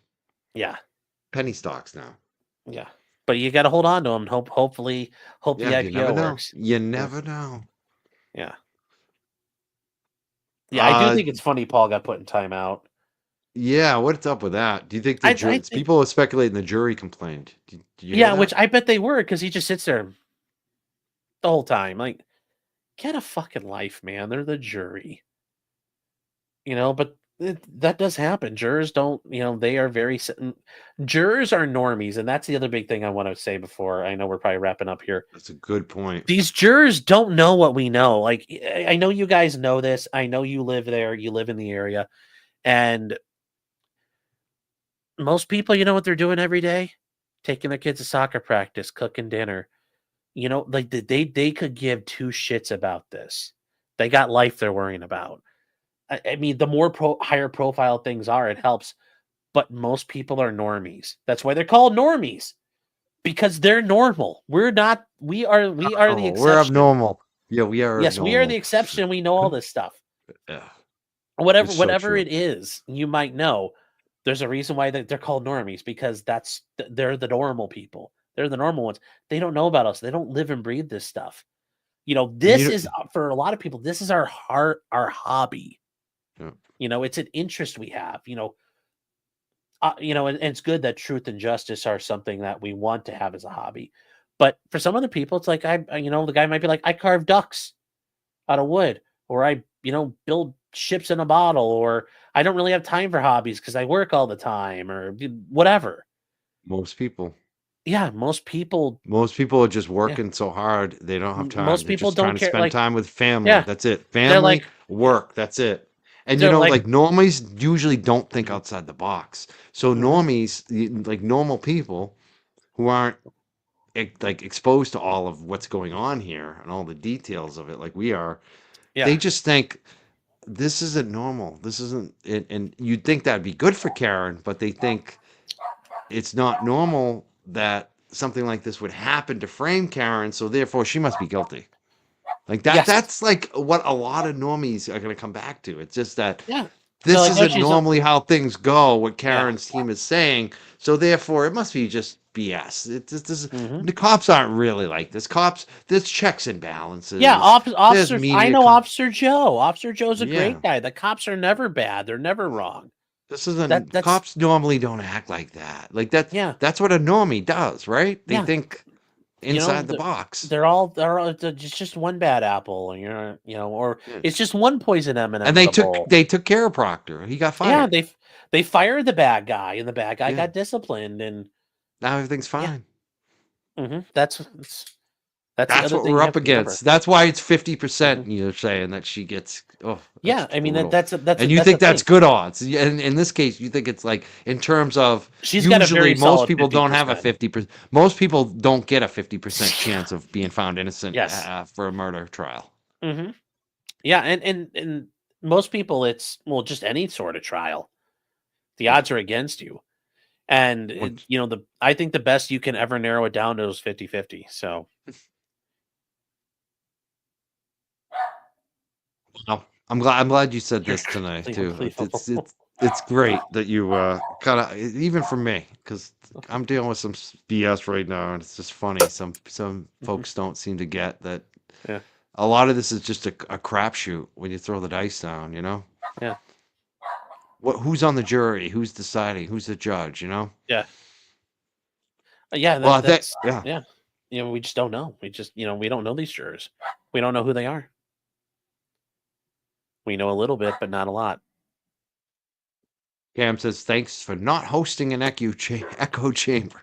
Yeah, Well, I want to thank Sean for being here. I'm glad of you course. shared your legal advice. I'm hmm going to be looking for you. I'm going to be watching you, especially the Turtle Boy stuff. I really like Yeah. that you were covering that. Well, I'm Um, hoping this is going to be the last of it for a while, and I think this is going to be the last of it for a while because the judge just basically told the state to go screw themselves. Like, I'm not putting this guy in jail. So I don't know what else they can do at this point. Like, they're gonna, there's nothing else they can argue. He's done. I So think you have it's nice to see the judge. It's nice yeah. to see a judge say First Amendment uber alles. So And the judge did approve a motion to compel. I didn't see what the motion to compel was about yet, but I'm a motion to compel discovery. I think that was the defense or the Commonwealth's. Defense. Okay, So well they're that's basically good. looking Yeah, for all that, discovery related. I think a lot of it's related to the gene stuff. hopefully it is. Hopefully it Mm, is. so You guys want to see the dog? Hold on, I'll go get the dog. yes, See let's if see I the can dog. have them not barking I'll their take heads off. Charlie out too. I'll bring Charlie out. We'll say the goodbye with the doggies too. Charlie, you want to come up? Come on up. Come on. Come on. Come here. You gotta come out. Right, here comes Charlie. You want to see another dog on the screen? Sean's gonna show his dog too. Be nice. Look. Oh, good Charlie. Oh, he always gets caught up in my. I'll take off the headphone maybe. You want to say hi to everyone?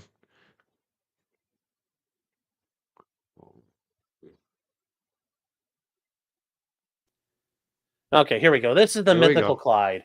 Got his hair Oh, cut. oh, look at Clyde. Can you see him, Chell? Chell, there you go. He's looking at me. He's looking for treats.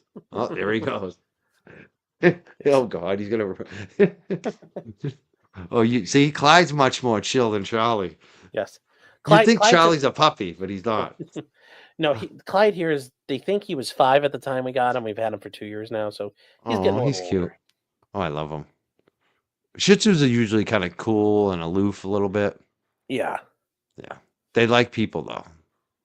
Yes, Oh, he he does. likes He that, I very can much likes tell. everybody. Yeah, Oh, what a he's. baby. See, Charlie already jumped down. He's done. He's done with me. I didn't give. Oh, here are the treats, Charlie. That's what he's looking for. Yeah. You want your treat? Here you go, bud. Mm. Are you Oh, gonna Clyde's woo? beautiful. Are you gonna Oh, woo? He oh, I want you. to see his facey. I love the. Oh, There you go. Come oh, on. oh, baby. He's cute. Yeah, I can't. He's always looking around. So, all Yeah. Oh, yeah. Very cute. right, buddy, I'm gonna set you on the ground.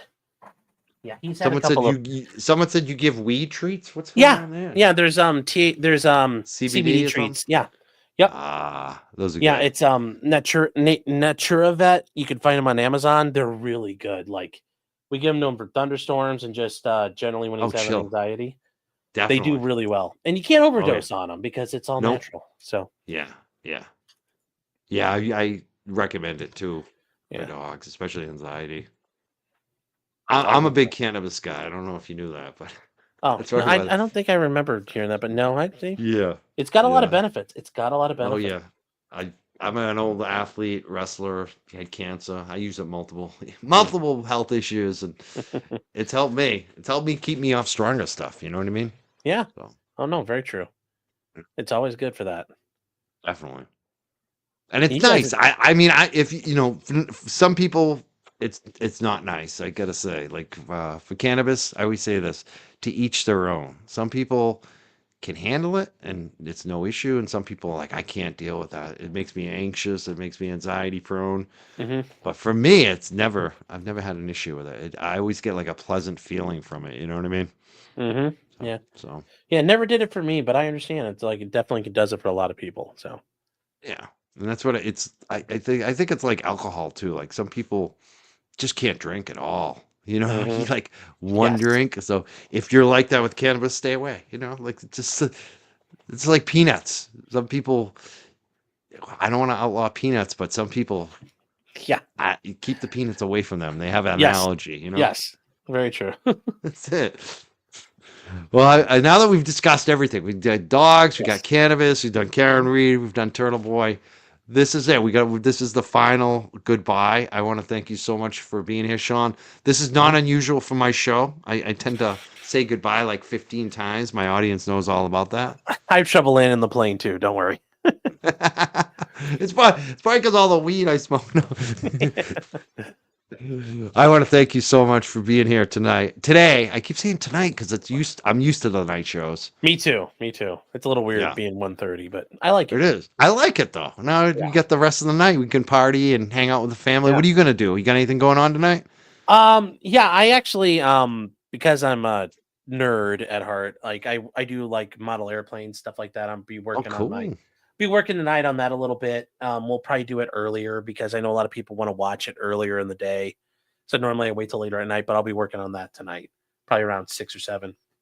Do you do a show around that Yeah, too? I just stream and I work on it in front. Like I have my camera can pan down to my desk and I just work on it and people, sit there and chat and we can talk and hang out and there's stuff to watch. We can watch it while I'm working on things. So yeah, it's a fun time. Awesome. I hope people check it out. We got you pinned in the chat. Your Mhm. potentially criminal YouTube. Yeah. So I hope people check that out, Yes. subscribe, follow, and like you. Again, I want to thank you so much. You spent over 2.5 hours with us. Thank you so much for being here today, Sean. Well, thank you for having me, guys, and you guys have a great night. You too. Peace. We'll talk soon, Sean. That was great. I enjoyed that. That was great. Former assistant district attorney. We've had 3 of them on in the last 24 hours here, between Betterow, Steinbeck, and now Sean Martin. That was great. I thought he did good. I know some people getting a little antsy about some of his comments. Reality is good. Sean is doing the right thing for Turtle Boy. I like this guy. He's good. If you're not following him, you should definitely follow him. Turtle Boy likes him. I mean, think about that. Turtle Boy was shutting him out too. Right when I was checking him out, I saw Turtle Boy. So I like him. I think people should follow him. I definitely suggest subscribing. I want to thank everyone for the last couple days of support. Probably going to be talking. You've heard me hint. People have been reaching out. I'm going to talk more about what's going on with me right now. I'm not sure when my next show is. We'll see. Terry B just sent $25 on Venmo. She says, amazing show. Last time I looked, 12,645 watching. Oh, that was from last night. I didn't thank her for last night. There were over 12,645 watching our live. Plus Steinbeck had several thousand. There was over, I think, 15,000 watching us last night live. That was amazing. Even today, there's a couple thousand last minute show, which was great. Beth sent $20, said, awesome show, Mike. Mark and Carl are such knowledgeable and trustworthy voices. Thank you for hosting. Free Karen Reed. That was from last night. Also, last night, Kelly L sent $10 saying, says, thank you for your coverage. Free Karen Reed. I just want to make sure I got those in because some of those came in after the show ended. You know how I do it. I always read them later if I can. And I just want to check, make sure I'm not missing anything else today. I think we got them all. Did I get all the super chats? I think I did anyway. No one's mad at me right now, right? No one's mad I didn't ask a question or a super chat. Legal weed is better than sneaking galaxy gas. You know, it's funny because I push for legal weed, decrim, medical, legal ballot initiatives in the state, but I'm not that happy about it. A lot of it sucks, unfortunately. It's a lot of inequity, too, the way they treat the employees, unfortunately. But it is better than seeing people get arrested, which was my whole goal, is no more arrests. I was arrested for it way back in the day. It's so stupid. Thank you, Jemmy.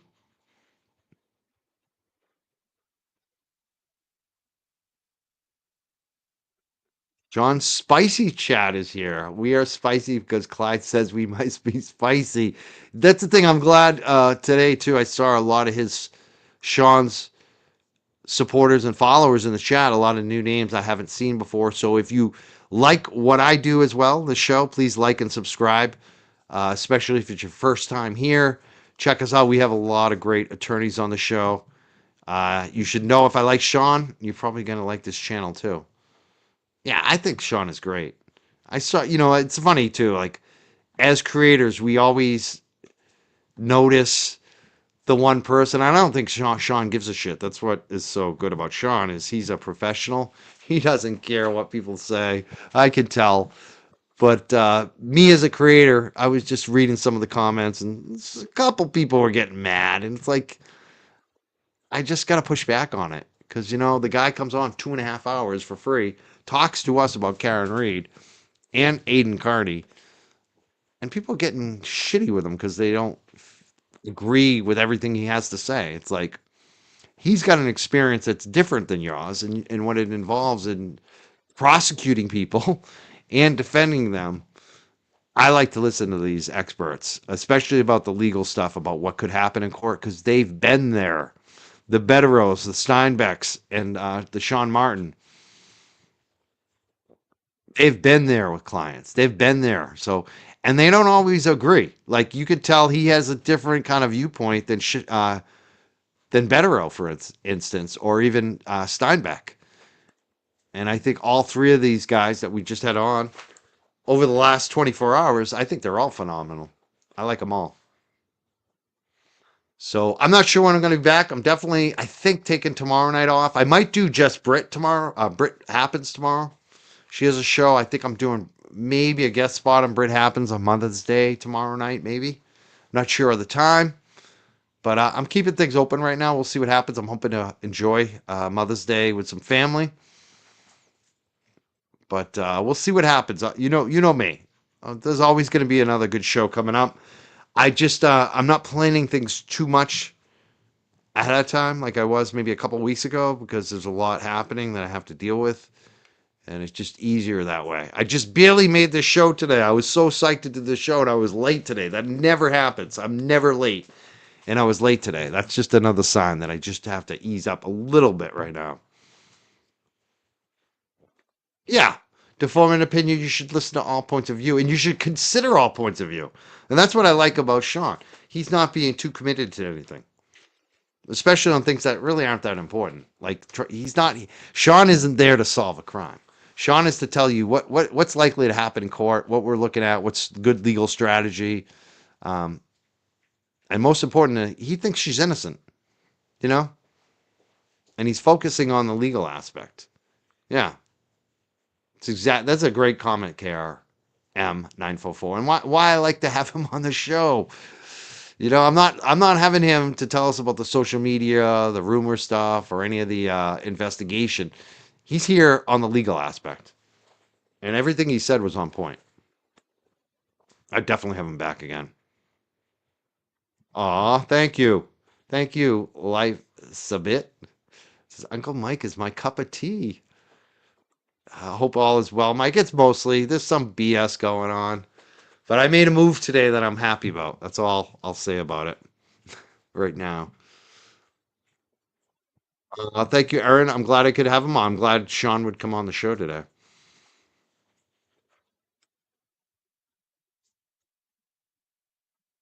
Ah, the grandbaby doing very good. He is so cute, so smart. Gonna see him on Sunday. I'm looking forward to it.